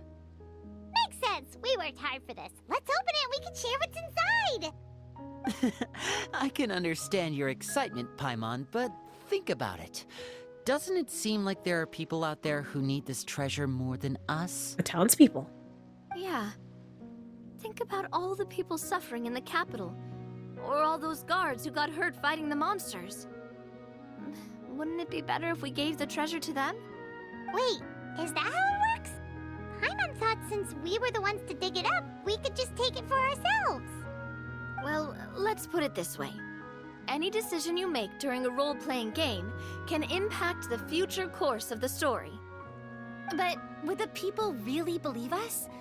It's hard enough for us to prove we're Marashose hunters. What if they think we procured the treasure illegally? They might get even more suspicious of us. That's definitely something we should consider. Maybe we can come up with an explanation in advance. Well, if donating it could cause that much trouble, why don't we use it to buy some gear and fill up on good food? Then we'll be ready to fight even more bad guys. Looks like you're facing a difficult choice once again. Well, it's getting late. Why don't we call it a day for now? Wow! Where did the time go? I'm not sure if it's because I'm having so much fun with you all, or because the story is particularly enticing, but I feel like I could almost keep going. Yeah, saying this is really fun. Here, here. Ooh, how about we play through the night? I'm not sure I'll have enough energy for that. Yeah, that won't work for me either. Lynette will give me an earful if I get home too late. I understand how you feel, Navia, but we have to change venues for the next part of the story anyway. Huh? Another location? Mm-hmm. There's a special note for the GM at the end of this section that says to proceed to an indoor set for the next part of the script. Yeah, Farina is a mood. Whoa, they really pulled out all the stops for this new script. Well, even if we end the game for the day, we can still stay a little longer and hear Clorinde finish her story, right? Paimon wants to hear more about the history of the hunters. Something tells me you just want to finish the free desserts before we break for the day. That's just a coincidence, okay? Besides, to Paimon, not finishing free food feels even worse than having to buy her own. I can't even argue with her. Because all that food looks delectable. Oh my gosh. I wish I could just reach into the screen and grab everything. Ugh. And anyway, Paimon really does want to hear more about Clorinde's master. Well, If the story doesn't have a happy ending, it's okay to not finish it. It's nothing. I appreciate the concern, but it's all in the past. It won't do any harm to share these things now.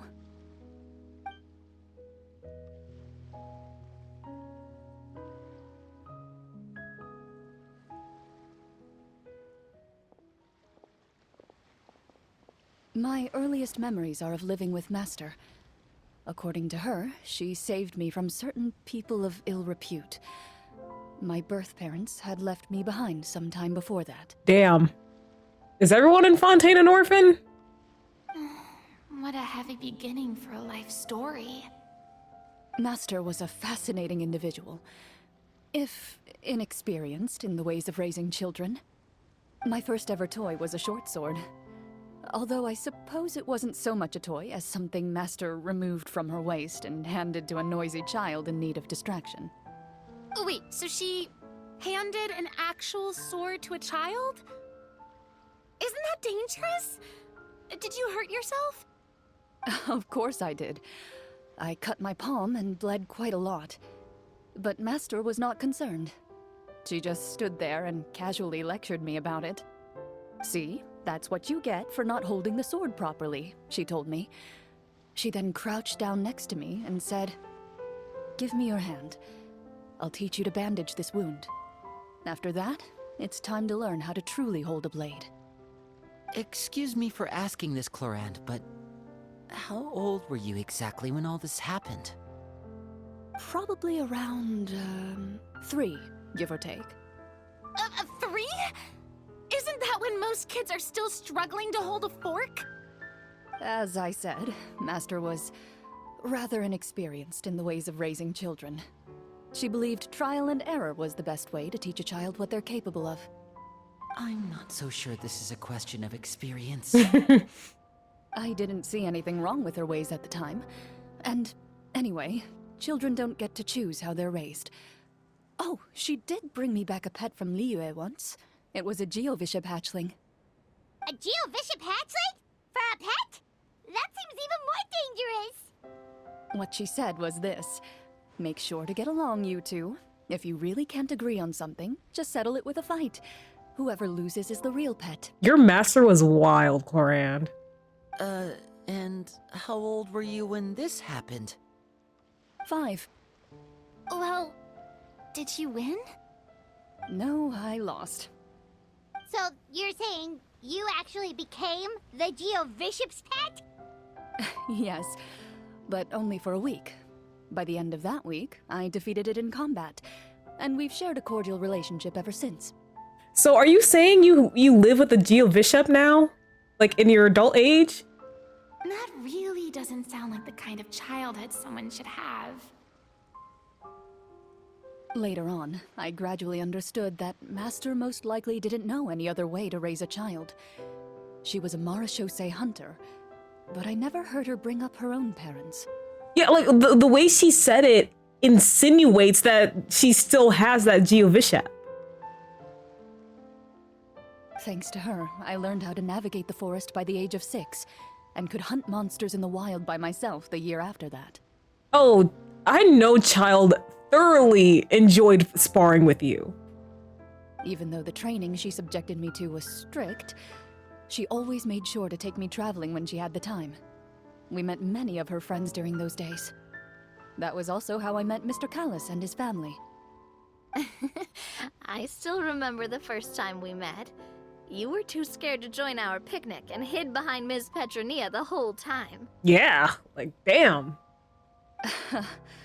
I still hadn't really met many children my age at that time, so I didn't know how to interact with others. After that, though, you started coming over a lot. You loved challenging people to shooting competitions, remember? I don't think many members of the Spina ever beat you in one of those. I had a lot of fun during those days. I enjoyed them too. Oh, do you remember that one time we went exploring around the Spina together? We overheard Papa call your master Fontaine's Protector of Justice. We tried to pretend like we never heard anything, but you nearly let it slip that one time. Protector of Justice? Oh, wait, you mean that vigilante hero from 20 years ago? The one who was always active at night? Oh, so Fontaine has their own Batman. Yep, that would be her. She often would put on a black cloak and go out at night. I never knew where she went or what she was doing. Until, like Navia said, we overheard the truth from Mr. Callis that night. She's Fontaine's Batman. 20 years ago, huh? I still remember the guards leaving all kinds of witness reports about her on Nervalette's desk. My apologies. Oh, there's no need to apologize. You had nothing to do with it. And anyway, everything she did was for a good cause. Although, calling herself the Protector of Order was a bit much. Especially when she deliberately operated outside the law. Huh? When did the Protector of Justice become the Protector of Order? Oh, she had a bunch of code names. I heard she would just come up with a name on the spot whenever she was asked. Later on, she probably got sick of answering those questions and decided to stick to just two. The Protector of Justice and the Protector of Order. Yeah, Fontaine's Batman, let's go. That sounds like her, all right. I bet she forgot which of the two she'd use by the time she got back each night. Well, she certainly sounds like a fascinating individual. With her strong sense of justice, it's no surprise her student followed in her footsteps. It's true. I always wanted to become like her. Someone powerful, independent, and with a strong sense of conviction. But...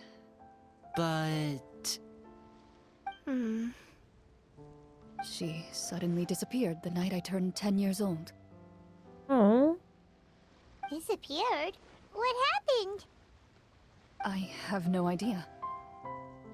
She didn't even leave a note. I was never able to find out where she went. That night, I was celebrating my birthday at Navia's house, but Master never came to pick me up. When I returned home on my own, it was to an empty house. When she still didn't appear after a few days, I went to Mr. Callis's house to ask about her whereabouts, but he only shook his head. Papa probably didn't know either. I know he sent a few people to investigate the matter in secret, but they never found any credible leads. Don't worry, I understand. To be perfectly honest, given Master's personality and way of doing things, it all made a lot of sense. If I had to guess, I'd say she probably used it as an opportunity to force me to become independent. At 10? Just like how, when a litter of kittens reaches a certain age, the mother willingly leaves them behind. Were you upset, Clorinde? I was at first, but not anymore. I don't believe Master would suddenly disappear for no reason. There must have been something she just had to do. Clorinde, if you need a hug, we're all here for you. Well, despite everything, you still managed to follow in her footsteps and become the greatest champion duelist in all of Fontaine. You're practically a living symbol of law and justice. I suspect my position would be far too by the books for her. Master always did whatever she pleased. But you're right. I suppose I do take after her in some ways. Who knew Clorinde had such an interesting past? I never had the chance to ask her about it before. Correction, Katori. Is there anyone in Tibet that's not traumatized? I wonder if Clorinde's master were the champion duelist back then. Would that duel against Mr. Callus have gone differently? You know what? You know what? I'll give you that. I'll give you that.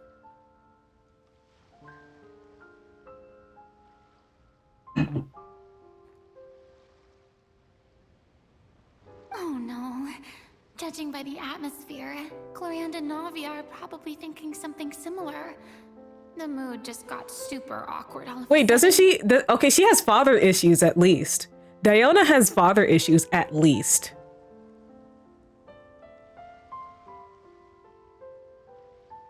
Well, anyway. Would you look at the time? It's getting dark, so we should probably call it a day for real this time.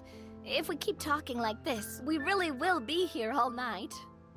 I had a great time today, Miss Clorinde. Thank you for being our GM. Anytime. The script was good, but I've got to say, your childhood stories were even better. I think her dad is one of the main reasons why she hates the alcohol industry, because her dad's always coming home drunk. Hey, you should tell us more about that fight against the Geobishop sometime. Maybe your master was onto something. You could be right.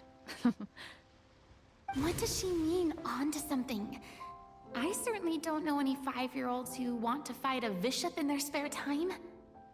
Guess I'll head back as well. I need to save my energy if I want to continue enjoying the story tomorrow. You're that excited to hear about my fight with the bishop? I was talking about the script.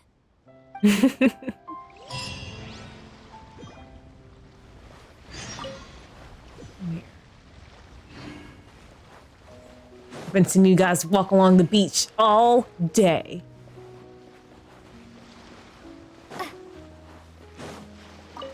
I don't want to interrupt the girlfriends, but at the same time, I want to see what the girlfriends are talking about. Just between the two of us, could you tell me what it was like to be the Geobishop's pet? It was nothing special, really. Geobishops don't understand the concept of a pet. So basically, it just headbutted me whenever I entered its territory. And that hurt? Yeah, it hurt. What, something you want to experience for yourself? Oh, I'm good. Thanks.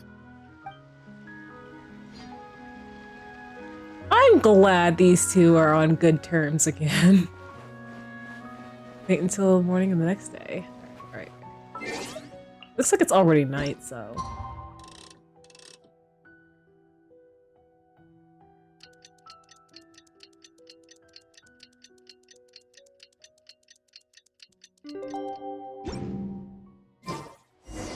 Let's go meet up with the group. Paimon's really looking forward to today's story. You know, I like this. Ooh.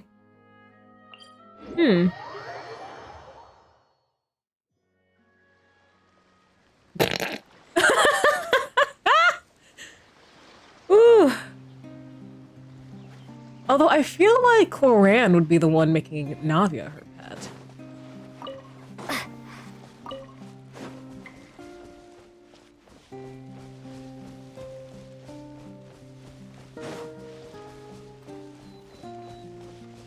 Wait.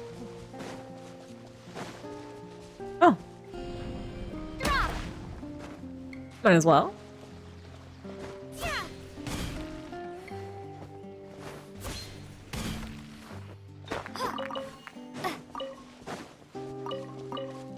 Anything else? All right. Let's see what's in store for us. There's switches, and you know, I was just about to say, you know what? Maybe there's switches, because they both take charge with each other. Ooh.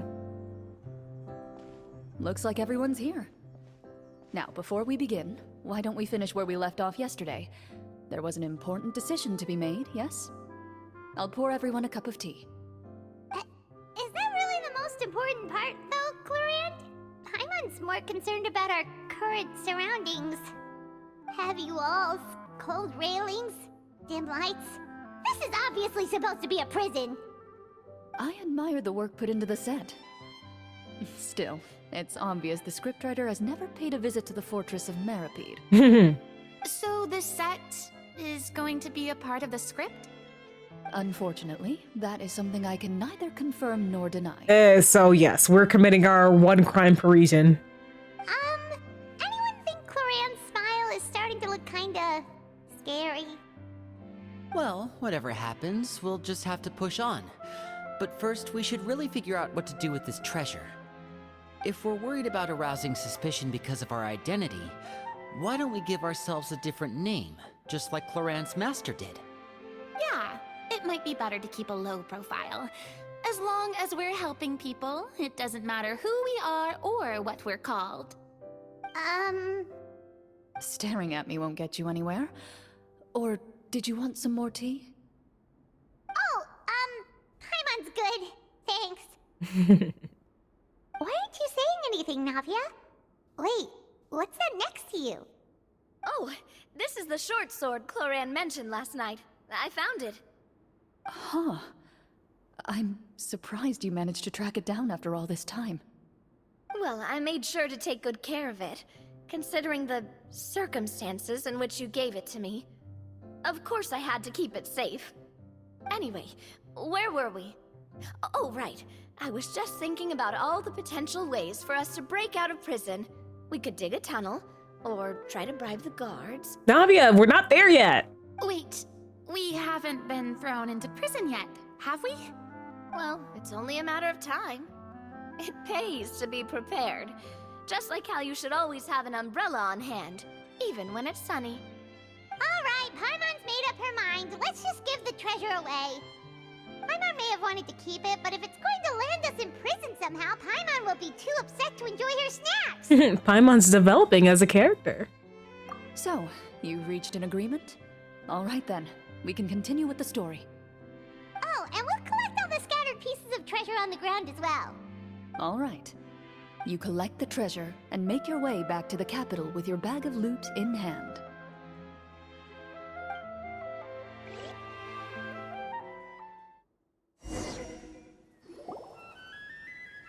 The city is still shrouded in a gloomy, oppressive atmosphere, but your spirits are surprisingly high. In places where sunlight struggles to reach, you generously share your wealth with the children, the elderly, and the poor in urgent need of help. Thank you, kind soul.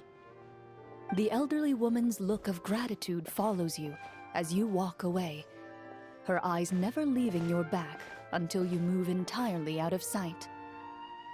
However, there's still quite a bit of Mora remaining. It appears you haven't made much progress.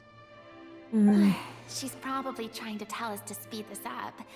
We need to hurry up so we can address the sorcerer problem. Should we go find that man again at the square? He seemed like a pretty responsible guy. I'm sure he knows the people here far better than us. Oh, good idea! Just as you start to make way to the square, intent on finding the man again, there's a voice. Oh. Oh. Please wait, distinguished guests.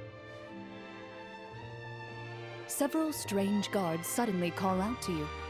They run forward to meet you and proceed to politely pay their I'm scared what her respects. check was. Greetings, gentlemen. Are we being invited for afternoon tea? Surely you jest, my lady. That would not be our place. It is His Excellency the King who requests to meet with you. Please come with us. Uh-oh, I know where this is going. You're inviting us as guests, but we're really walking into a trap.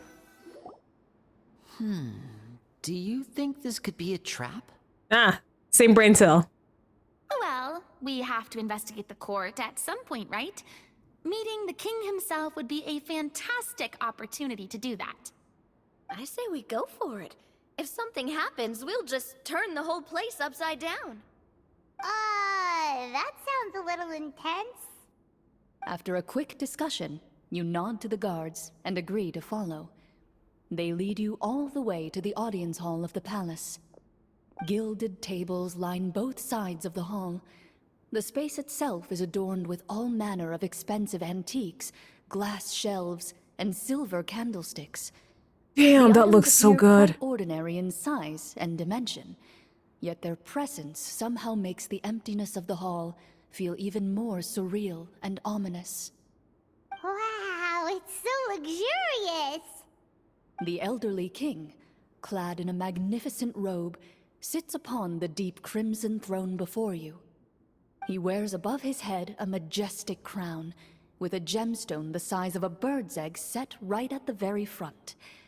As you observe it, you see a complex pattern of light reflect off its surface. They're here, your majesty. A man dressed in dark clothes, likely a minister, shields his mouth with his hands and bends down to whisper a few words to the king. After a moment, he lowers his hands and stands back up. His gaze shifts to fixate on your group, but he does not move from his place at the king's side. I'm so, like, immersed by this, so apologies if I don't speak too much. The king does not appear entirely aware of his surroundings. The man by his side, though, we should keep a close eye on him. The king remains still and says nothing. The minister is the one who speaks. Esteemed guests, allow me to thank you for coming to our faraway kingdom. Unfortunately, His Majesty the King finds himself quite exhausted from work. So please allow me, his Prime Minister, to welcome you in his stead. I've heard tell that your group, the Marechaussee Hunters, used your exceptional ability with the sword to repel the monsters near the capital. Such a great deed deserves to be rewarded. However, seeing that I was not fortunate enough to observe such a feat with my own eyes, you'll forgive me for seeking to verify the truth by speaking to you myself. Well, we've got nothing to hide. You brought us here to talk, right? So we'll just explain what happened.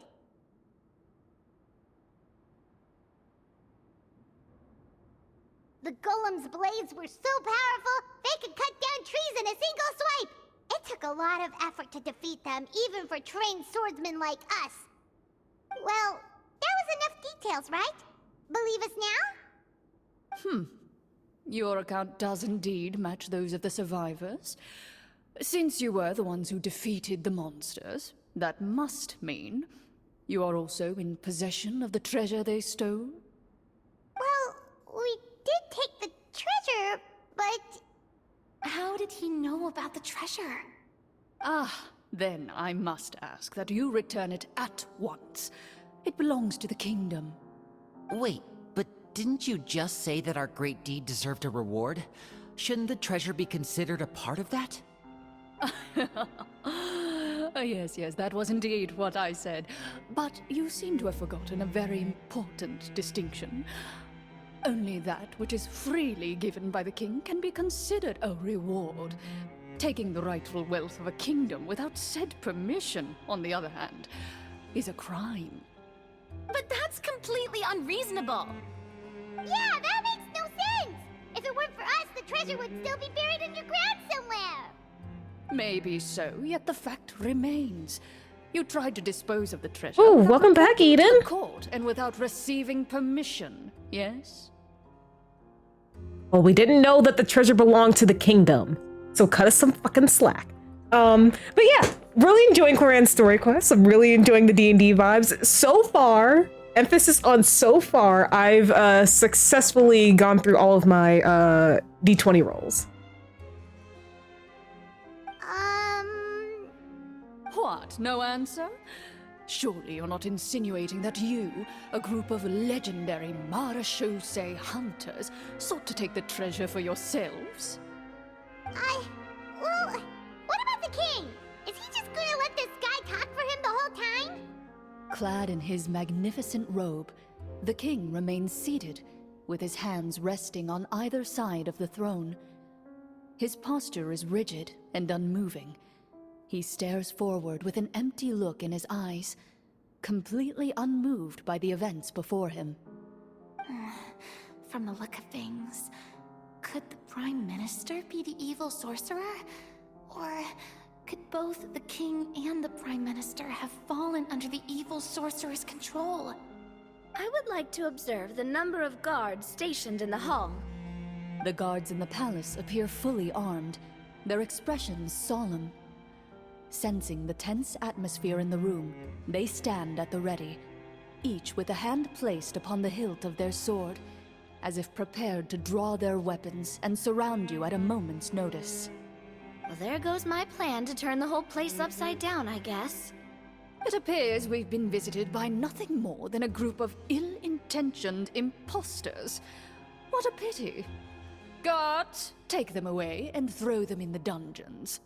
Before I decide your fate, however, I must first determine whether you have any accomplices outside the court.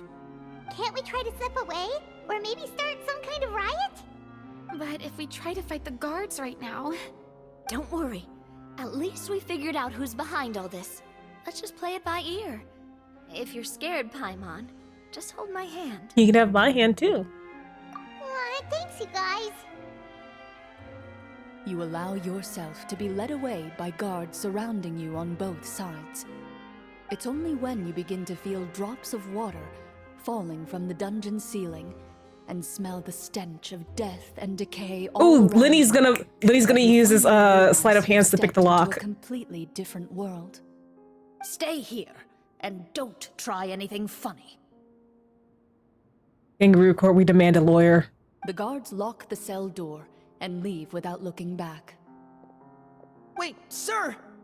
Your voice echoes through the dark hall, but the only response you receive is the sound of water dripping from the ceiling. No! What should we do now? Carve out a new path of fate with our own two hands, of course. I draw my weapon. You reach toward your waist, but find nothing there. You now recall that your weapons were confiscated before the guards locked you in the cell. The bag of treasure along with them. What about that knife I hid in my boot? When did you hide it in there? When I was thinking about digging a tunnel. Rejected. You failed to inform the GM of this course of action. Moreover, the guards would have conducted a thorough search before throwing you in prison. And the keys to the cell aren't anywhere to be seen? Correct.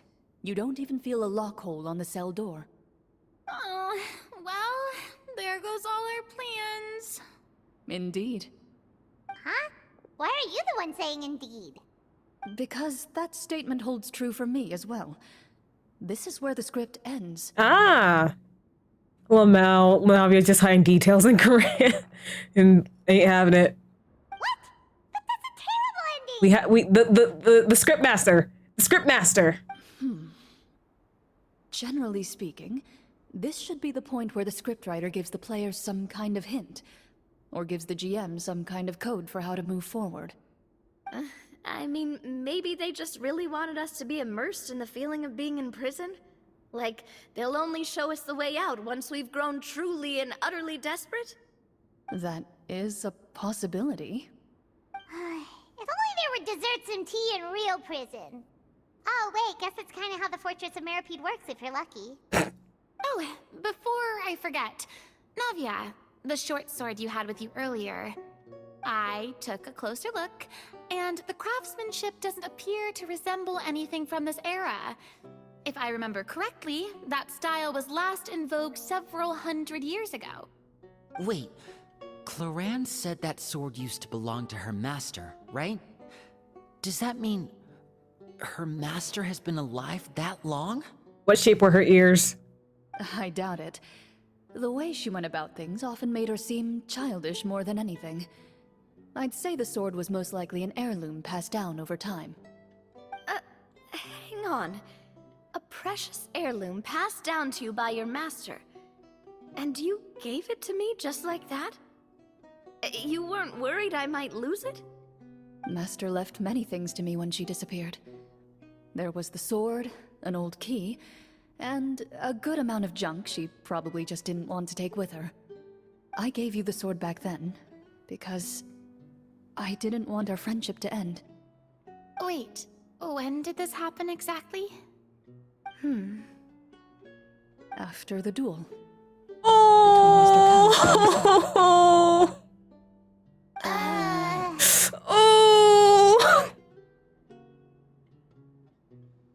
Oh! Clorinde.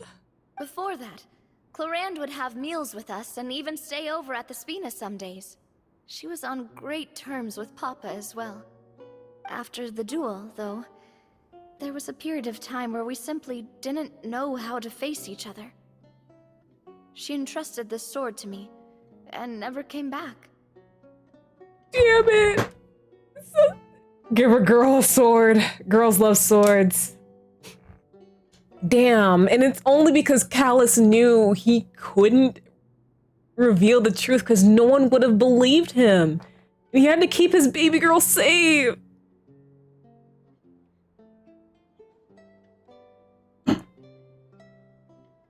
Girls like swarms of swords, right?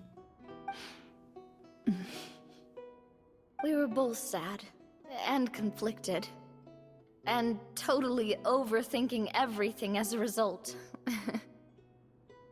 Whenever I looked at this sword, I couldn't help but wonder if Miss Petronia had never introduced us to each other at that picnic. Maybe part of the sadness I was feeling could have been avoided. Back then, it felt like I hadn't just lost a father, but a close friend as well. No one can change the past. The most important thing is that you two found your way back to each other and can enjoy things like this together. That's right, Lenny. Yep, you're right. I'm sorry, you two. I didn't mean to bring up any sad memories. Think nothing of it. No one here is at fault.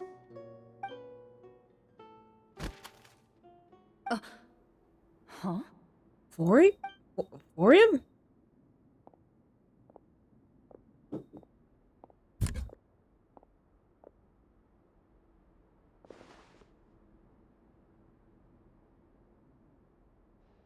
Oh, looks like the next part of our script is here.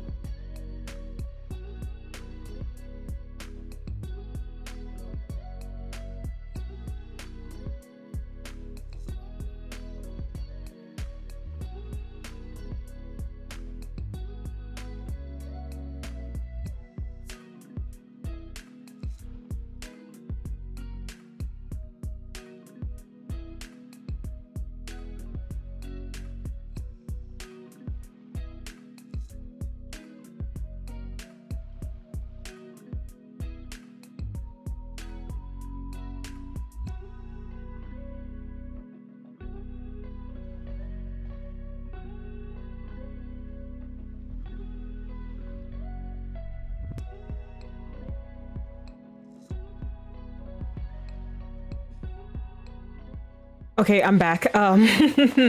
Looks like sometime soon I shall be having my second meal of the day. Yes, so that's what happened. Just figuring out food situation. Perfect timing. The situation was really Wait, what do you mean, never mind? What were you gonna ask, and Eden? Not just because of the prison thing. From Clorinde's face, Paimon really can't tell if it's good news or bad news. Maintaining a poker face takes true skill.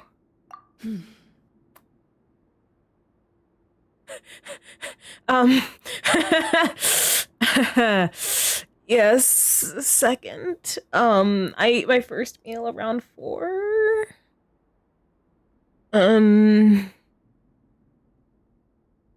Like, what happened was I had a snack. Then I ran my errands. Then I got my first meal of the day, which was Taco Bell. Yeah, so sometimes I don't know when, because like someone else is getting it and they have to run a few errands of their own first. But I will be having my second meal sometime soon. Oh, if you're not one to talk, how many meals have you eaten today? Water continues to drip from the ceiling. In this lightless dungeon, you lack a reliable way to tell how much time has passed. Eventually, you get used to the unpleasant odor of straw, mold, and rust, and find yourselves alternating between fits of drowsiness and despair. Eden. Suddenly, you hear footsteps outside the door. Heads up, everyone. Someone's coming. Gather close, everyone, and keep your voice down. Oh shit! It's the oh Kuro. This is the guy. This is the guy.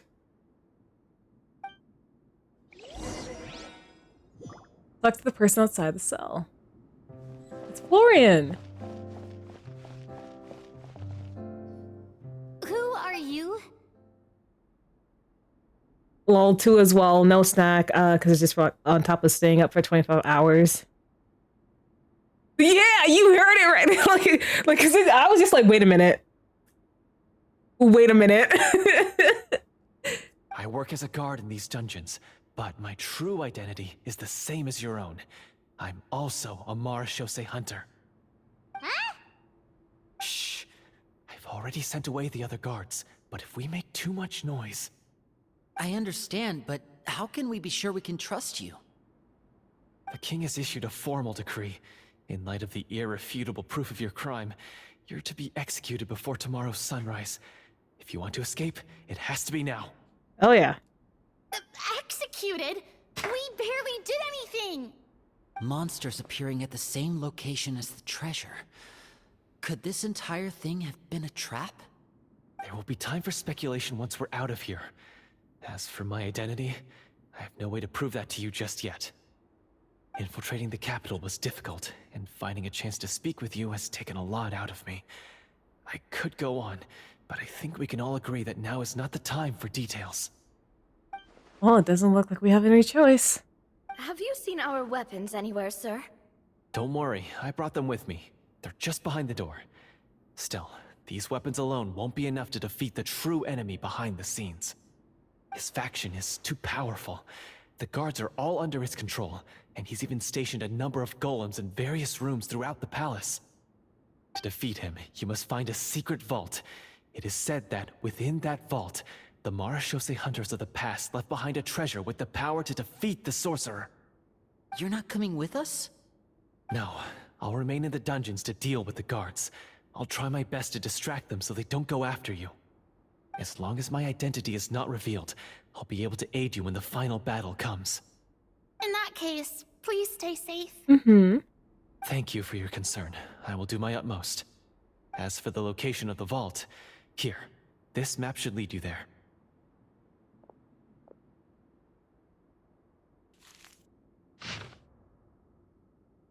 Got it. All right, once I open the door, remember to stick close and refrain from making any noise. I'll lead you out of here as quickly as possible. Yeah, because I think Farina chose her stats. Like everyone as a Marechaussee hunter, like they already had like sword and battle stats. So we chose like two other ones. Farina chose arts and performance. Lenny chose shoot, I forgot the other one, but one of them was sleight of hand. Navia chose insight and persuasion, and then I chose cooking and medicine. Um, so Farina's a Marechaussee hunter, but who wants to be a performer, an arts performer. Lenny's character was an orphan who picked up some less than legal skills until he was adopted by a Marechaussee hunter and decided to follow in his footsteps. Navia's character is basically her character is like the boss of Spina Rizula, essentially.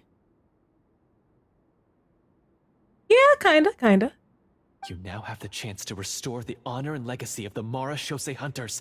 So please, get out there and reclaim what's ours. And be sure to exercise caution. With the help of the guard, you successfully escape the dungeons. Your sense of despair and anxiety both seem to fade as you continue your quest.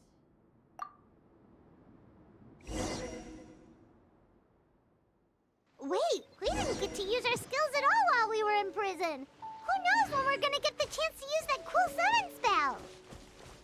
That is a pity, but we can only continue to move forward.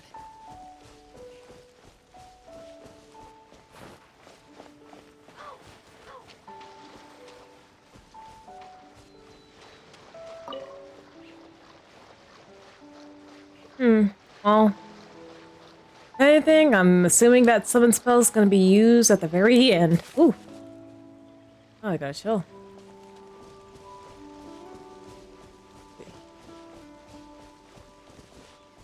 Oh, what? I'm on to tell us, oh, let's go explore this area some other time.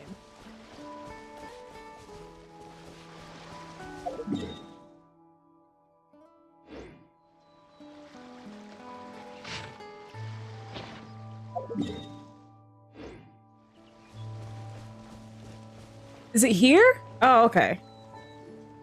This should be the place marked on the map. This bit of rock certainly looks suspicious. Well, I'd say an investigation's in order then. Plus, if all else fails, we can just blow it up. Wow, you really meant that! Before you lies a serene stretch of open water, its surface shimmering a brilliant shade of sapphire blue. Well, guess this means it's time for a swim! Right, go further in. Aw, I didn't dive.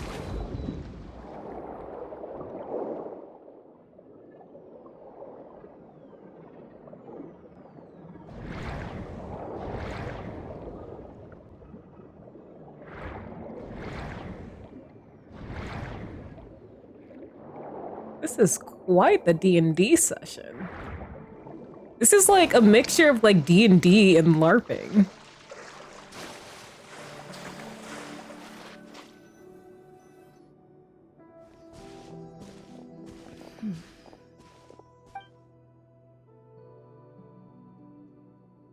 Oh, what's the matter?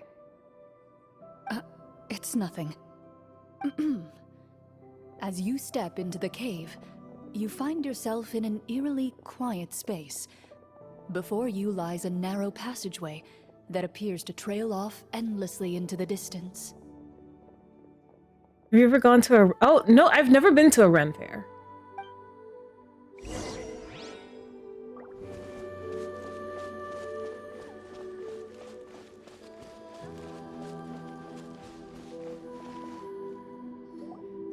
Wow, this must be where the treasure is hidden! But this door is blocking our way in. Huh. It almost looks like it's been here for quite some time. I've got to hand it to the tabletop troupe. They really went all out with the props. Huh. What have we got down here? Is Kind this of is this mechanism connected to script the just door? some way for Florian to have us It looks like we might have steal to an arrange it ancient into a certain artifact? pattern. A pattern on a stone door. That's something Master mentioned before. Is something wrong, Clorinde? After a long, difficult journey, you finally arrive at the location indicated by your map. It appears to be an ancient site of some sort, where treasure likely awaits. Your surroundings are exceedingly quiet and serene, as if the secret that slumbers here has never once been disturbed. If you listen closely, you can almost convince yourself you can hear the sound of its calm, gentle breathing. That description makes Paimon feel kinda bad for disturbing this place. Yeah, we've disturbed worse places, Paimon. We're doing this for the sake of the people, to free them from the evil sorcerer. I say it's time for this treasure to once again see the light of day. Linny's right. We need to keep going. The future of the kingdom depends on it. The next part of the story requires us to solve the puzzle, right? Let's start exploring the area. Yes, that should be fine. No, they're so good. I wish these were like skins, man. Something feels off about all this.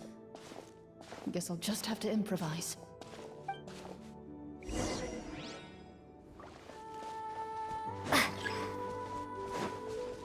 Wait for your companions to progress?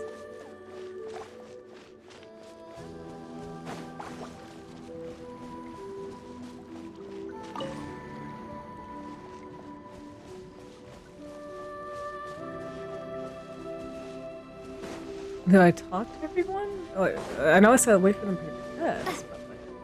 I found something. Ah. Found something here, too.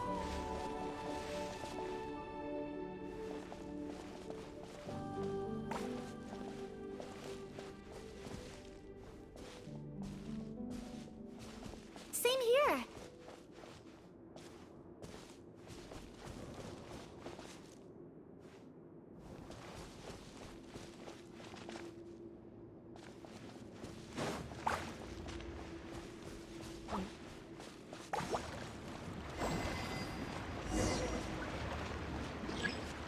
Activate the mechanism to solve the puzzle.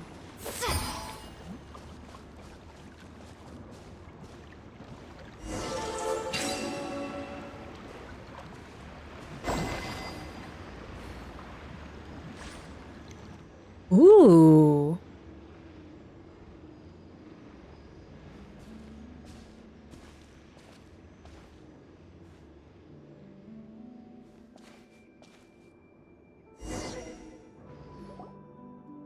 It worked. Something just appeared. Some kind of new mechanism, maybe? By solving the puzzles, you prove yourselves worthy of inheriting the secrets of the past. At the end of each puzzle, you're rewarded with With? a key. Interesting. Oh, it must be the key to the big door. Huh? This is one of the Marechaussee Hunter keys that are passed down from generation to generation. It looks just like the one Master passed down to me. It is said that 4 keys in total are required to form the final, complete key. And it seems like we just collected 3 of them. That must mean... Huh? What's wrong? You hear a few strange noises. Suddenly, all the torches in the ruin go out at once. Ooh, I wonder if Clorine's master wrote the script. Huh? What's going on? Did we fall into another trap? For the sake of immersion, please close your eyes, everyone. Without the torches, the space is now completely dark, and you cannot see anything. RC, hello! Welcome to the stream. How are you doing tonight?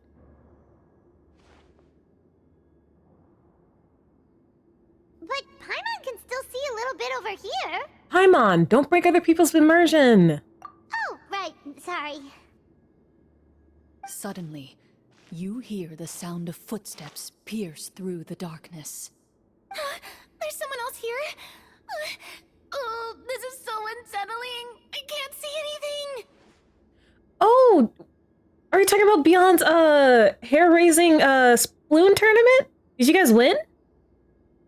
Oh! I've been discovered then. Wait, that voice, it's... You recognize the voice as belonging to the guard who led you to this place.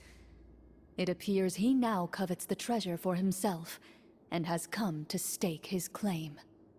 Oh, so this is just part of the script. Then I can probably relax.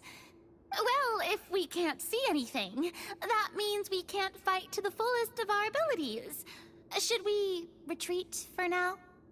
Judging by the way he's holding his sword, he must be a real Marashose hunter. But this isn't part of the script. Retreat? That's not the hunter way. If it's dark for us, then it's dark for him. We choose to fight. Your choice is noted. Please keep your eyes closed until I tell you the torches have been relit. This battle will be in the dark. You got it. Well then, let us begin.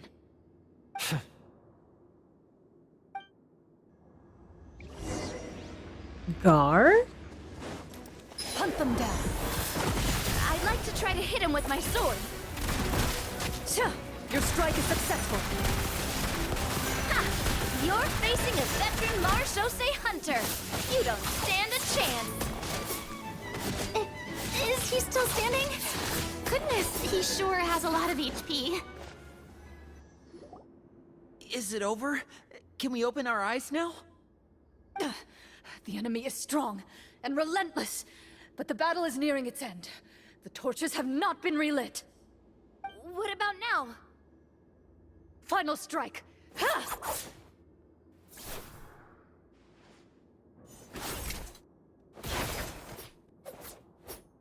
Oh, yes, Queen! You're not that dumb to not know an actual fight is going on, right? Oh, well, did we get him? Why isn't she answering? Clorinde? Warm fire flickers across the walls once more. Your vision is now clear. Clorinde wanted to play D&D and ended up killing a man. In an impressive display of courage, the four of you successfully defeat the uninvited guest. That look in his eyes. It's like he became an entirely different person as soon as I defeated him. Huh? Mr. Florian? Oh, wait. We're supposed to be role-playing. I should stay in character. Speak your name, guard. Why did you lead us here just to betray us? Is this treasure really more important to you than bringing peace to the kingdom? What kingdom? What peace? Those were nothing but lies! I, Florian, am a true Marashose hunter, descended from hunters of ages past. So he's also using his real name. Or, wait, was that the name of his character from the very beginning? Then I'm even more confused. If you truly are a Marashose hunter, shouldn't you want to help us just like you said before? Shouldn't we fight together for the sake of the people? Oh, Eden, he actually introduced himself as a secret Marashose hunter earlier. But the plot twist is that it seems like he's an actual one in real life. What do you know? In this day and age, there's no glory to be had as a Marashose hunter. What's that supposed to mean? My skills were passed down to me by my father. We lived a life of obscurity in the remote wilderness. Still, he devoted everything he had to being a Marashose hunter. And what did he get in return? A life of poverty and pain. In a world that forgot all about him. When he died, not a single person came to mourn his passing. Are you excluding yourself in that statement? The Marashose hunters were the ones who saved this city. We're heroes. We deserved more recognition and respect than this. Maybe Marcia Say Hunter would be more respected if they gave more crit rate headpieces. Is he talking about how no one in the capital seems to remember the hunters and their legacy? I didn't expect the script to contain this level of social criticism. So that's why you want to take the treasure for yourself? You feel like you're owed fame and wealth? If you already knew where the treasure was located, why didn't you just come down here and take it? Because I still needed the final key. Only a true Marashose hunter is capable of passing through this final door. As someone who sought to hurt others for his own gain, Florian lost that right long ago. Okay, but what is this treasure anyway? We've got all the keys, right? So can we just go in and take a look? You're sure you want to go in? We've been talking about it for so long, of course we want to see what's inside! And we've already defeated Florian, right? So he won't try to take it from us anymore. Pesky brats. We're all adults here, excluding Paimon. I don't know. Watch yourself. Then let's open the door together. All right. Your choice of action is confirmed. Clorinde takes the keys from earlier and walks up to the heavy door. Without anyone knowing, she takes out her own key and joins with the others to form the final required shape. Ah. Before you, the door to the treasure, sealed and undisturbed for more than 100 years, finally swings open. You hear the shrill wail of the door hinge as it rotates for the first time after years of disuse, almost like a sleeping giant letting out an extended yawn. Oh, is it a... You get the Oh! impression that the secrets buried behind this door might be just as heavy as the sound you just heard. This isn't treasure, this is a graveyard. It's open! Come on, let's go in! Paimon wants to see what's inside! Ooh, me too! Guys, this is a graveyard. Ugh, uncovering hidden treasure is the most exciting part of adventuring. What do we have here? Uh-huh. A stone tablet? And some shabby weapons? Bro, this is a graveyard. Alright, RC, go ahead and eat. Yeah, I've only had one meal today, so, like, I should be eating another meal soon. But, yeah, go ahead, by all means. I'm eating a second meal soon, okay?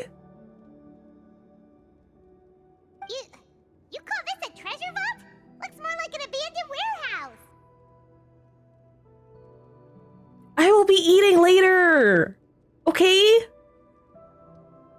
I had a very late start today. Maybe the troop ran out of budget at the end? They provided a super immersive experience at the beginning only to drop the ball at the most important part? They could have at least filled this place with cardboard Mora or something! Wait, I get it now. Paimon, this is the real Marashose hunter treasure. Huh? This is it? The Marashose Hunter treasure is just a stone slab and some broken swords? I can't believe it. I refuse to believe it! It's okay, it's either a graveyard or it's a memorial for all the Marashose hunters that came before. Oh. Eden, thank you for the hydrate. Whoa, are you okay? The Marashose hunter before you appears to suffer a serious mental breakdown. He needs to leave the room for a moment to collect himself. Didn't he just do some evil spirits? Yeah. One of you seems to understand the significance of the treasure already. If the rest of you wish to follow suit, you may remain here in the meantime and explore your surroundings. Oh. Talk to Florian at a distance. Ooh.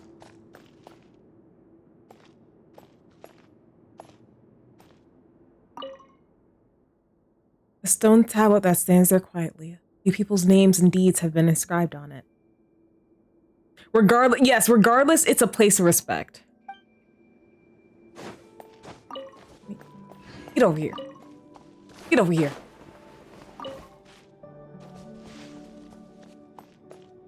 Walter. What is the treasure supposed to be? The old and broken weapons.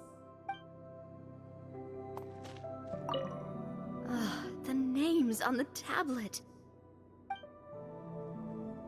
Wait, I gotta get a picture with the girlfriends. Hold on.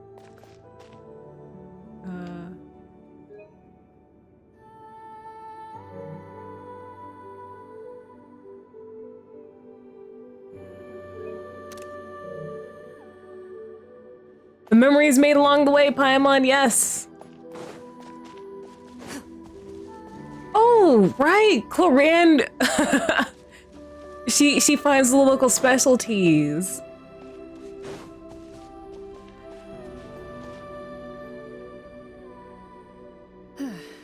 So, how are you doing? Feeling any better? What just happened? Do you remember how you got here? Or what happened to your body just now? I remember now. I brought you here because I wanted to... The explosives in the cave! You mean these? Huh? How did you... I could tell something was off the moment I stepped into this cave, so I kept an eye out. I've already dismantled the whole thing. Let's go! So the strongest champion duelist in all of Fontaine saved the day once again. Guess I shouldn't be surprised. It would seem your skills as a Marechaussee hunter are as sharp as ever. I deserve some answers, don't you think? Tell me why you wanted to lure me here. Everything you said earlier sounded like the truth. Luckily, your monologue was dramatic enough to convince my friends you were just role-playing. I don't know. I just always felt like there was something in my heart that didn't belong to me. Something agitated and angry. Who knows? Maybe it was my own anger all along. Yeah, you are caught up. This is what happens when you take a 1-year hiatus because you couldn't get the 5-star you wanted. The feelings about my father and the other Marechaussee hunters are real. It just wasn't fair. I was angry, bitter that no one remembered them or praised their accomplishments. I don't know when it started, but at some point, my anger came to completely consume me. At that point, I remembered the legend my Oh, father hey used to tell Sunrise, me. welcome to the stream. How are you What doing about the tonight? treasure? But if the treasure was all you cared about, why plant all those explosives? Wouldn't they just destroy the treasure and bury you along with it? I can't remember. My head is a mess. It felt like there was this voice telling me to eliminate the hunters, but now it's gone. From your description, I suspect you were dealing with a Devorator. Devorator? Oh, your master... your father, I mean, never talked about it? It was a kind of monster that was active several centuries ago. Oh, I'm glad I'm assuming work week is over, and I hope your supper is delicious. What are you eating? No, I've heard of it. I'm just not sure why you suddenly... Wait, it can't be. The seal! The seal? My family has served as Marechaussee hunters for many generations. But the title and swordsmanship weren't the only things passed down over our line. There was a seal as well. My father instructed me to always watch over that seal and maintain it regularly. He said it had been passed down over a truly ancient age, and protecting it was our clan's most important duty. But I neglected that duty after he died. I finally decided to come down and check on it one day. Ooh, and that's when my yum. memories become fuzzy. Can't go wrong with the sandwich. The Devorator would be a formidable adversary for any mortal being, even ones as capable as the Hunters. If you lacked the power to completely destroy it, you could easily fall prey to its influence and corruption. In light of this, some Marachose hunters chose to seal the Devorator away, in the hopes that a permanent solution would come with the passage of time. I heard it has the power to amplify the obsessions and desires in people's hearts, to the point where they overtake you entirely. It would seem I'm not just lacking in skill with a blade, but in mental fortitude as well. And yet, you were able to retrieve 3 of the 4 keys. If I remember correctly, each was entrusted to a respected and capable hunter. How did you manage it? One of them belonged to my father. The second I stole from a different hunter. And the third was one that I snatched while the person was on the way home from the tavern. I nearly died in that alley. I know just how strong you are. It's as clear as day to everyone in Fontaine. I observed you from dusk to dawn, but could never find any opportunity to sneak up on you. I never even saw you drink a single glass of liquor. The only way I could think to obtain that last key was to lure you here using your hobby, and then... Oh, I get it now. That monster, it wanted to bury you here alongside the treasure. I won't comment on anything else, but the script was good. Well, I did pour my heart and soul into it. The stories my father used to tell me about the glory of the heroic Marachose hunters, and how they came to be forgotten. It's more than just a story. Huh? You're proud to be a hunter. You're still holding onto that part of yourself, no matter how small. I have done so many despicable things. I have nothing to be proud of. You were under the influence of a monster. Cut yourself some slack. Then explain the purpose of the evil sorcerer in your story. Isn't he the true antagonist? The one who sought nothing but his own gain, and used the people as pawns to attain it? In your heart of hearts, he was the one you truly wanted to defeat. But I've already tainted my sword. I no longer have any right to... Wake up, Florian. Remember how you introduced yourself earlier. Do you really think the hunters acted out of a desire for honor and glory? Or to be loved and acknowledged by the people? What did your father teach you about our order?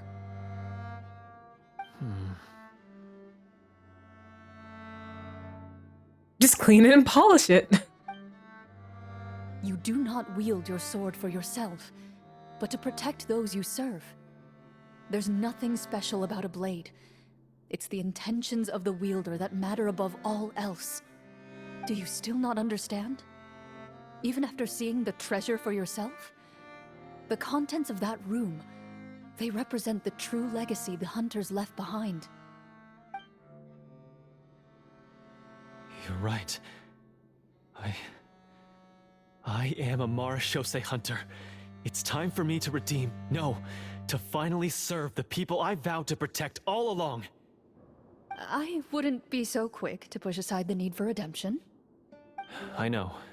That's a charge I won't bother to defend myself against. Good. Then, come with me, and help me see the script through to the end. Huh? See the script through to the end? But there's no more script left. Never finished it, huh? No, I mean, I wrote the script with the sole purpose of luring you all here. There was no reason to write beyond this point. Then we'll just have to keep writing it. The evil sorcerer still needs to be defeated. You mean the Devorator? Are you saying I have to make up the rest of the script as we go along? Improv. Is that really so hard? You've already written most of it. Surely you can write an ending where the hunters win and justice prevails. I'll be there to help you too. You aren't afraid your party will fall into danger? Yeah, she's gotten very into this D&D session. I know what my friends are capable of, and they're all quite skilled. Besides, I need their help. Then, are you going to tell them the truth about all this? I don't intend to spoil the fun. Sometimes, protecting dreams and fantasies is more important than exposing the truth. Don't you think? Oh, I think you'd get along with Yoimiya.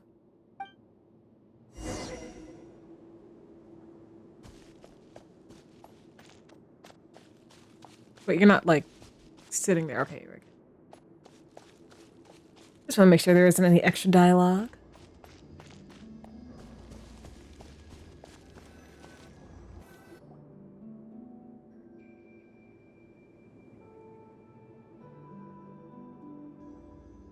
They're back! That took a while.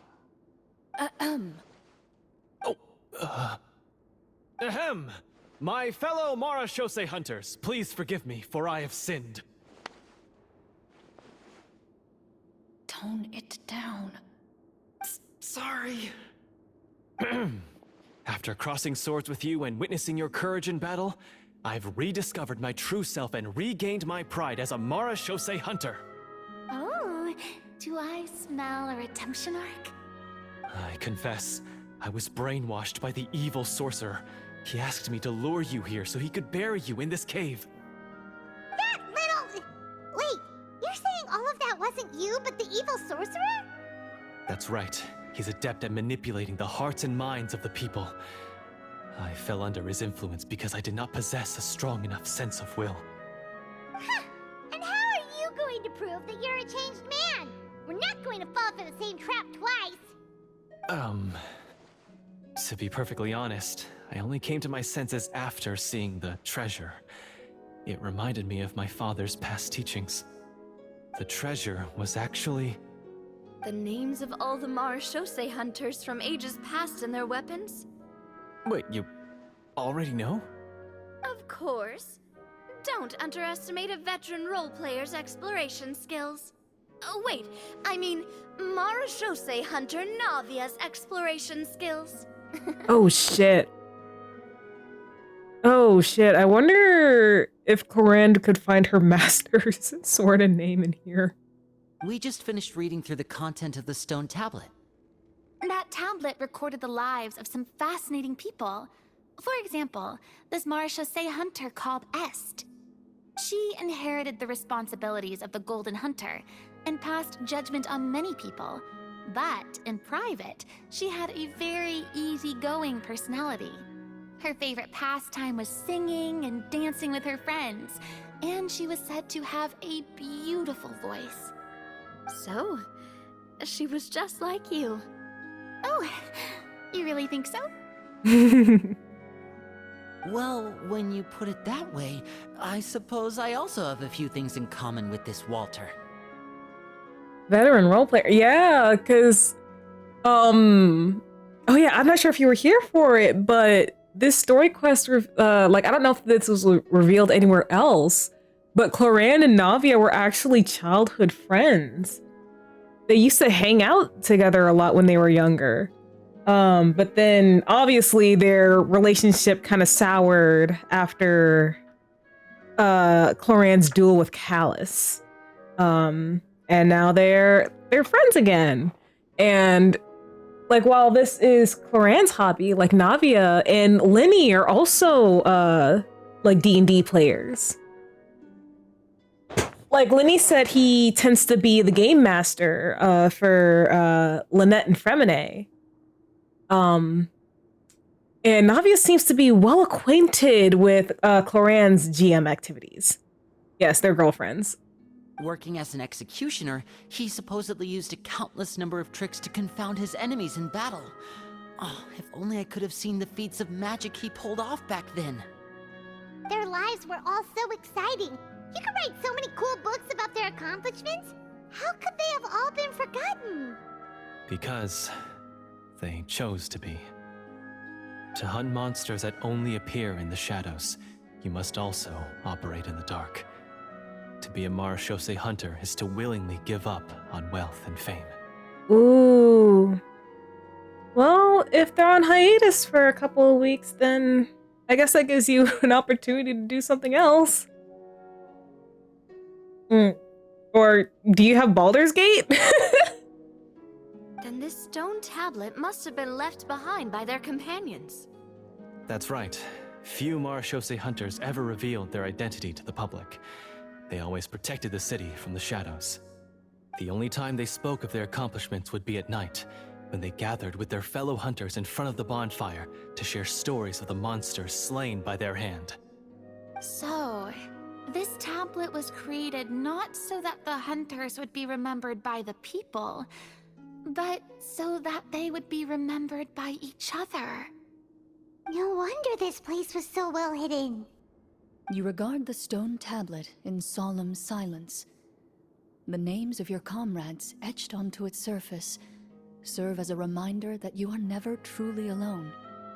The tablet proves that, although a hunter walks a shrouded path, it is not a solitary one. There will always be those who walk beside you, a fact that remains as true today as in ages long past. Their legacies shall continue to be passed down from generation to generation, as everlasting as the stone onto which their names are carved. Father, you once told me that I should seek out the treasure if I ever became lost. So this is what you wanted me to find. Oh yeah.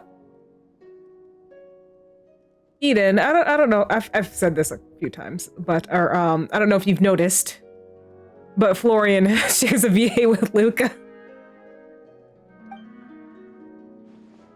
I decided to trust you, Florian.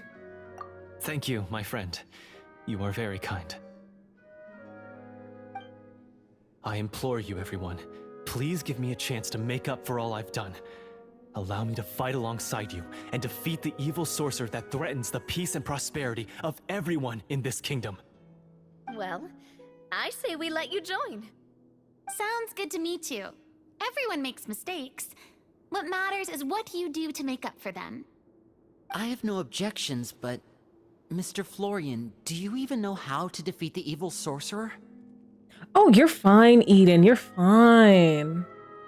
I know watching my streams must be pretty fun, but if you're doing something while you're watching me, I don't mind at all. Because I too often do my hobbies while I'm watching stream. When he took over my mind, I gained some insight into his thoughts. Every time I thought of the treasure, he reacted with a strong sense of fear.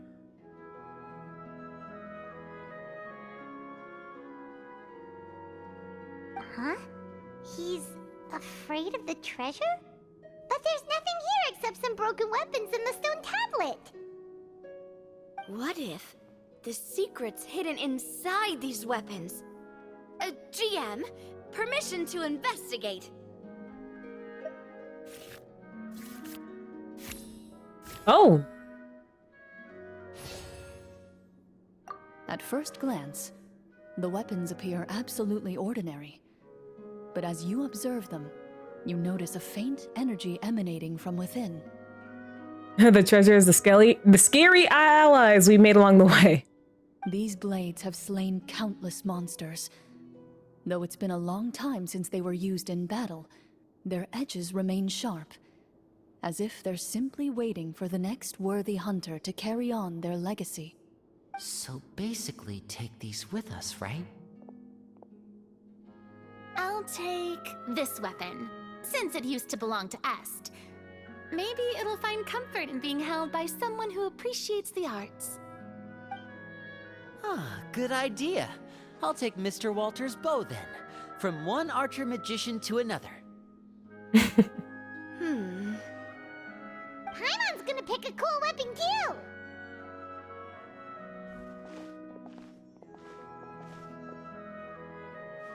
As you grip your weapons, you can almost feel the will of past hunters coursing through your being. It's a feeling of courage, determination. A silent vow passed down from generation to generation that says, eradicate the monsters, no matter the cost.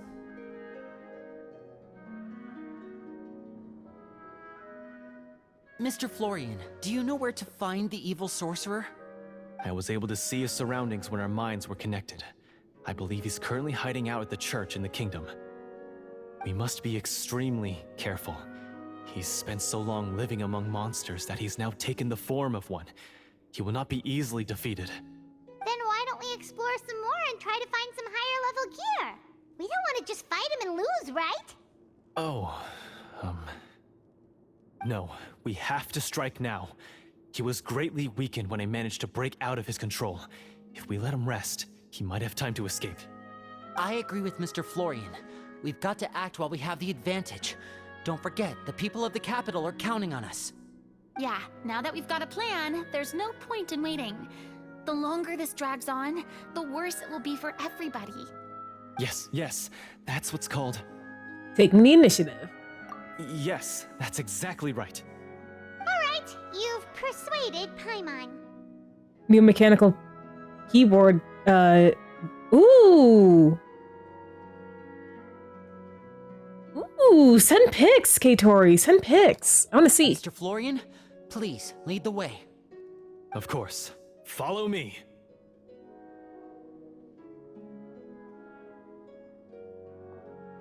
He had to set up so many scenes today, and now he has to join in for this last part. I really don't envy his job. Oh yeah, no rush, no rush. Like whenever you're ready.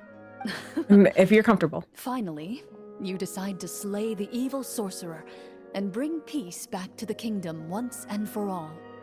As you walk away, you feel the gaze of the stone tablet at your back, as if all the hunters of the past are wishing you success in the battle ahead and awaiting your triumphant return.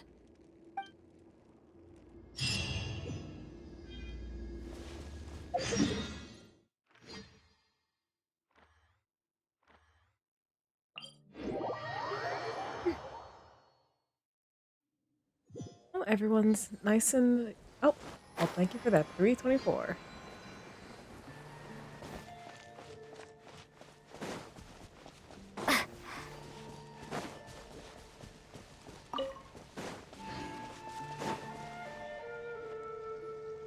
Finally, you arrive at the church Florian described. As you approach, an ominous aura surrounds you. You get the sense that your enemy is close at hand. How strange. This uneasy feeling seems so real. How did they manage that? Now, it is time for the final battle. Let's go.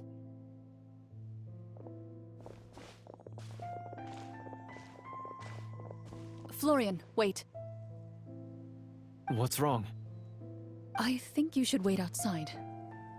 You've already been corrupted by the Devorator once. It could easily re-enter your mind and take control of your body. I don't think it's a good idea for you to be this close. If it corrupts you again, it's possible you might take on a new form entirely. That's exactly why I have to go. Why I should be at the very front. You mean... Yes. I intend to lure it into my body. Yo, Florian, what? That's too risky. If things get out of hand, I might have to kill you. Do you understand how dangerous this is? I understand, but if I do this, you'll have a clear and visible target. The Devorator will have a hard time passing up a chance to enter a body it knows how to control. You won't have to worry about any of your friends being taken over. Bro really did just say put it in me. You're not like me, Miss Clorinde. You're a just and powerful Marechaussee hunter. The monster broke free due to my error. It's only right that I shoulder the responsibility for its destruction. This is... something that I have to do. Consider it a duel to restore my honor. My only request is that you give it your all. I understand. Then, as a champion duelist, I hereby accept your request for a duel, and extend to you my most sincere regards. Thank you. He needs to suck back up his doo-doo. You know what? That sounds really funny out of context, so...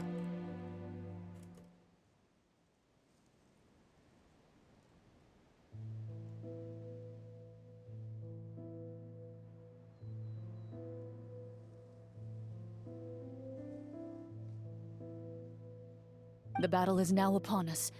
Let the Devorator once again tremble under the blade of the Marechaussee hunters.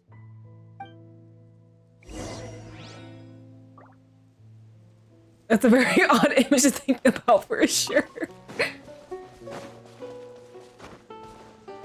I'm assuming we'll be fighting with Out of context Coke for the win.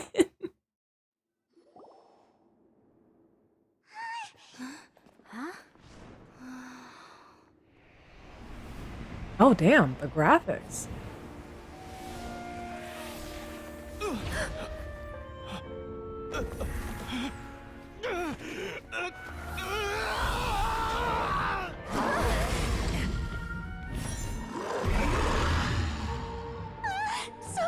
So lifelike.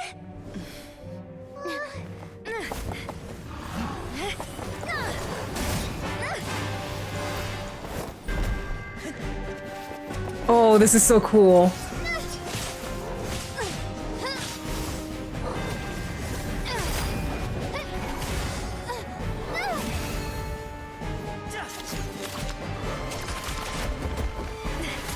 Oh, let's go, Navia. Point blank.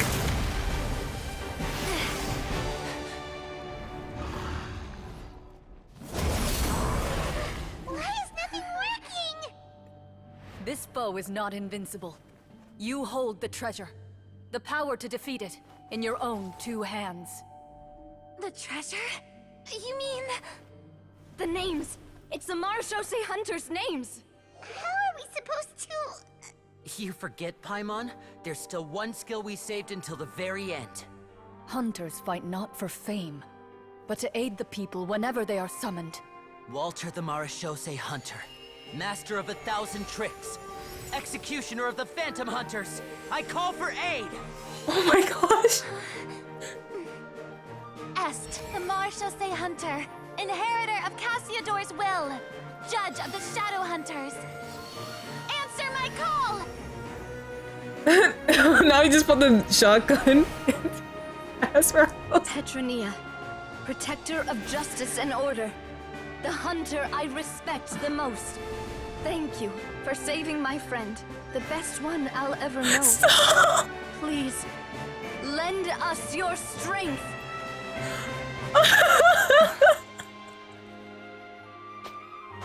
Oh my god. We have come to answer your summons.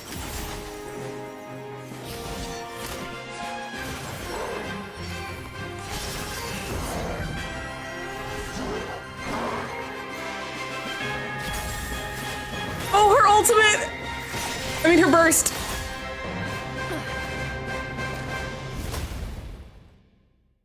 I'm sorry. I'm not even sorry. I'm crying. Oh. The monsters were eradicated, and the sorcerer was defeated. Peace soon returned to the capital. Those in the court, manipulated by the sorcerer, also recognized the errors of their ways. Don't worry about it, K-Tori. That was an appropriate time to summon Pot of Greed. Some remembered the names of the heroes who saved their kingdom, but others simply continued their lives none the wiser. Such is the story of the Marechaussee Hunters. They pursue the phantoms in the darkness and exterminate all who pose a threat. They will always protect the city and those within it, even should all memory of their accomplishments be forgotten by the very people they serve. No, literally, that was so cool. Because I've also noticed this shift as like character story quests go on at like the newer ones. They are actually focused on the character. Because I've learned so much about Clorinde in this story quest.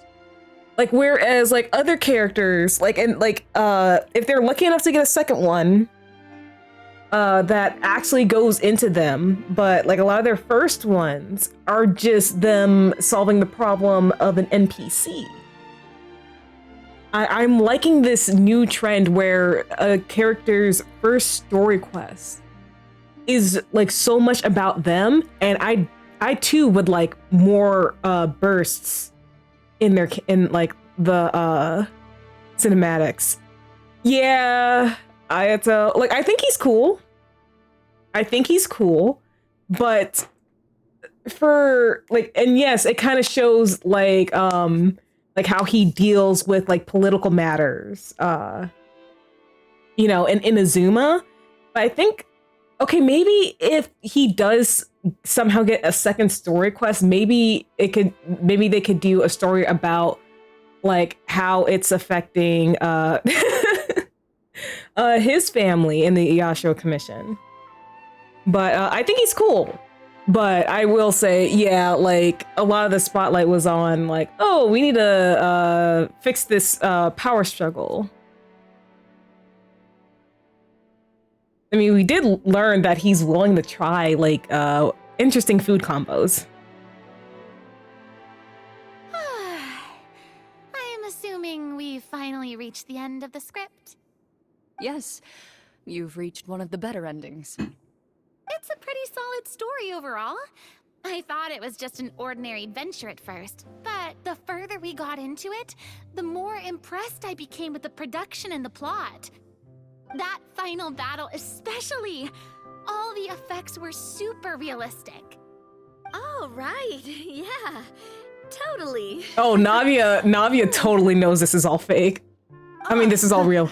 That's a really good point. I never expected the weapons we picked up from that vault would have that kind of effect. Yeah, mine nearly scared the daylights out of me when it started glowing. I took a good look at it after we got out, but I don't think it ever lit up again. Oh, we should probably give these props back, right? I'll just leave mine here. Did you have a good time? Of course! Let me know if another script like this comes around. Sure, no problem. Then I'll head back for now. I think I need some time to fully digest everything that just happened. Once Mr. Florian is awake, please pass on my regards to him. He must be extremely exhausted to have passed out cold like that. Well, at least he's breathing. You're right. He's had a lot to deal with. Yeah, or Farina's in hella denial. Well, see you all some other time. Toodaloo! Farina, I love you. Okay, so, can I ask now? I think it should be fine, yeah. What in the world was going on back there? No one checking on him. So you saw through all of that? Oh, yeah, because when you think about it, Farina is the only person who isn't an experienced fighter. So I think everyone else could tell that a fight was going on back at the cave. But since Farina only just recently got her vision, she isn't all that versed in combat. Navia is the notes taker. Farina is the dice goblin. Linny and Clorinde switch off being DM. Paimon cancels last minute. That time in the cave when you told us to close our eyes, it'd be weirder if we didn't notice anything. I was dying of curiosity the entire time. I mean, you did a pretty bang-up job of pretending nothing had gone wrong. Farina actually looked like she thought all of it was planned. Guess none of us wanted to be the one to break the illusion. What are you all talking about? I was just playing along too. Oh, wait. Don't tell me Paimon never... Oh, this is all my fault. It's not too late to cover your ears. Here, Paimon, I'll do it for you. Bit late for that, don't you think? You're saying everything that happened back there wasn't actually part of the script? It's probably more accurate to say this was never a real scripted story to begin with. What? So loud. My head. That's Paimon for you. Hey, you! Get up right now and explain yourself! No shaking, please! Oh, my head. Paimon, let the poor man go. Florian explains the truth to everyone. Did Paimon just hear that right? You guys made up that whole last part on the spot? Improv! It's not nice to lie to people, but Paimon's got to admit, that was a really good story, Florian. Oh, and nice improvisation, Clorinde! Yeah, it was like watching a magician improvise a spectacular magic trick after forgetting an important prop. If Paimon knew something was wrong with that vault, she would have floated straight in the opposite direction! Better to have pain than never feel anything at all again. True. Everything was under control. As if you've ever described a situation as being out of control. I'm pretty sure any situation you consider to be easy to handle would scare a reasonable person half to death. Guess I'm just used to it. You must run into a lot of unexpected situations then. That explains why you're so good at coming up with things on the spot. As for you, Florian... I know there's no excuse for what I did. I'll turn myself into the guards at once, confess my crimes, and accept any punishment that comes my way. Isn't it crazy how that actually worked, though? How we actually summoned the previous Marashose hunters? That was so hype. I cannot believe that actually worked. I would say you've already suffered more than enough. What? You may have been blinded by fame and fortune in the beginning, but your actions during the final battle had proven you to be a true Marashose hunter. You'll be far more used to the city above ground than below. Your job as a hunter is more important. But... Of course, you'll still need to take the keys and pay a personal visit to the 2 hunters you wronged. Prepare to accept any terms they give you as well. Yes, of course. As far as I'm concerned, though, your showing in the duel was enough to prove your honor. Then I'll do exactly as you said. I'll go return those 2 keys right now. Thank you so much, everyone. I'll do my best to prove myself worthy of the second chance you've given me. I swear this on my name and honor as a Marashose hunter. Until we meet again, everyone. You exit the basement shortly after Florian.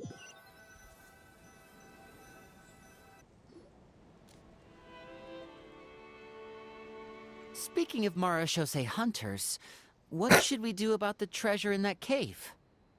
Leave it be. Are you sure?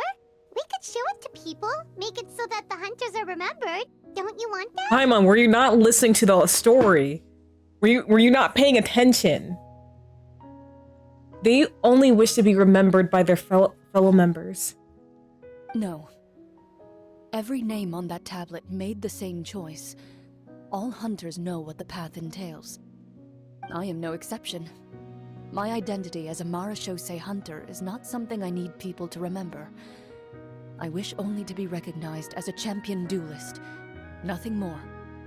That's certainly very different from the path of a magician. Still, I admire your decision. Wait! Paimon just remembered something. If there were no special effects involved, why did our weapons begin to glow during the battle? Because the Axel Marashose hunters of past helped us. That's because the Marashose hunters of ages past would often imbue their weapons with special enchantments to suppress the monsters. Whenever a monster was nearby, their weapons would start to glow. Oh! Oh, so that's why they had an effect on that guy near the end. I really thought the summons were doing all the work. Well, I'm sure the summons were a part of it too. Oh? How so? This particular devorator probably hailed from the same era as the hunters we saw in the room. The names you recited all belonged to the bravest hunters. Countless monsters fell to their blades. That's likely why the devorator visibly reacted when you said them out loud. So the names held the power all along! Navia, everything you said during your summon. Okay, guys. Linny, Paimon, we need to go and let the girlfriends have their moment. Huh? Oh, I meant what I said. I mean, it was true to my character, so yeah, I'm glad you heard it. Just don't make me repeat myself. It's embarrassing. I really appreciated those words. All right. Don't get all sentimental on me. Anyway, let's not talk about that anymore. I'm going to go on ahead. Don't fall too far behind now. She ran off! She got embarrassed because she was praising her girlfriend. I should probably head back as well. This story was truly incredible. I might have to spend the whole night telling my siblings all about it. Well, see you later, Linny. Mm-hmm. Goodbye.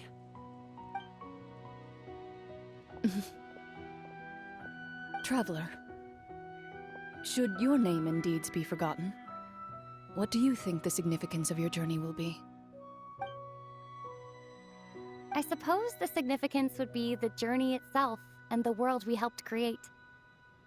There's still value in the time I shared with everyone here, in the things we were able to accomplish, even if no one remembers them. A great answer. I'll remember it. What would your answer be, Clorinde? Me? I had a feeling she was about to talk. The Marachose hunter says nothing in response to that question. Perhaps her answer lies in her silence. An unspoken vow left to echo through the night. The path she walks needs no explanation.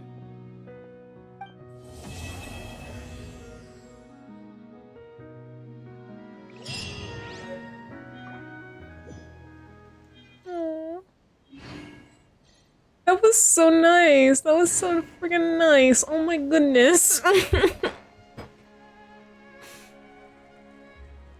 I think that's a perfect place to end off tonight's stream. Thank you to everyone in chat for helping me choose what to do tonight, because I wasn't all that sure myself. But yeah, let me go ahead and see. Let me see if there's anyone on. I'll go eat after this, I promise.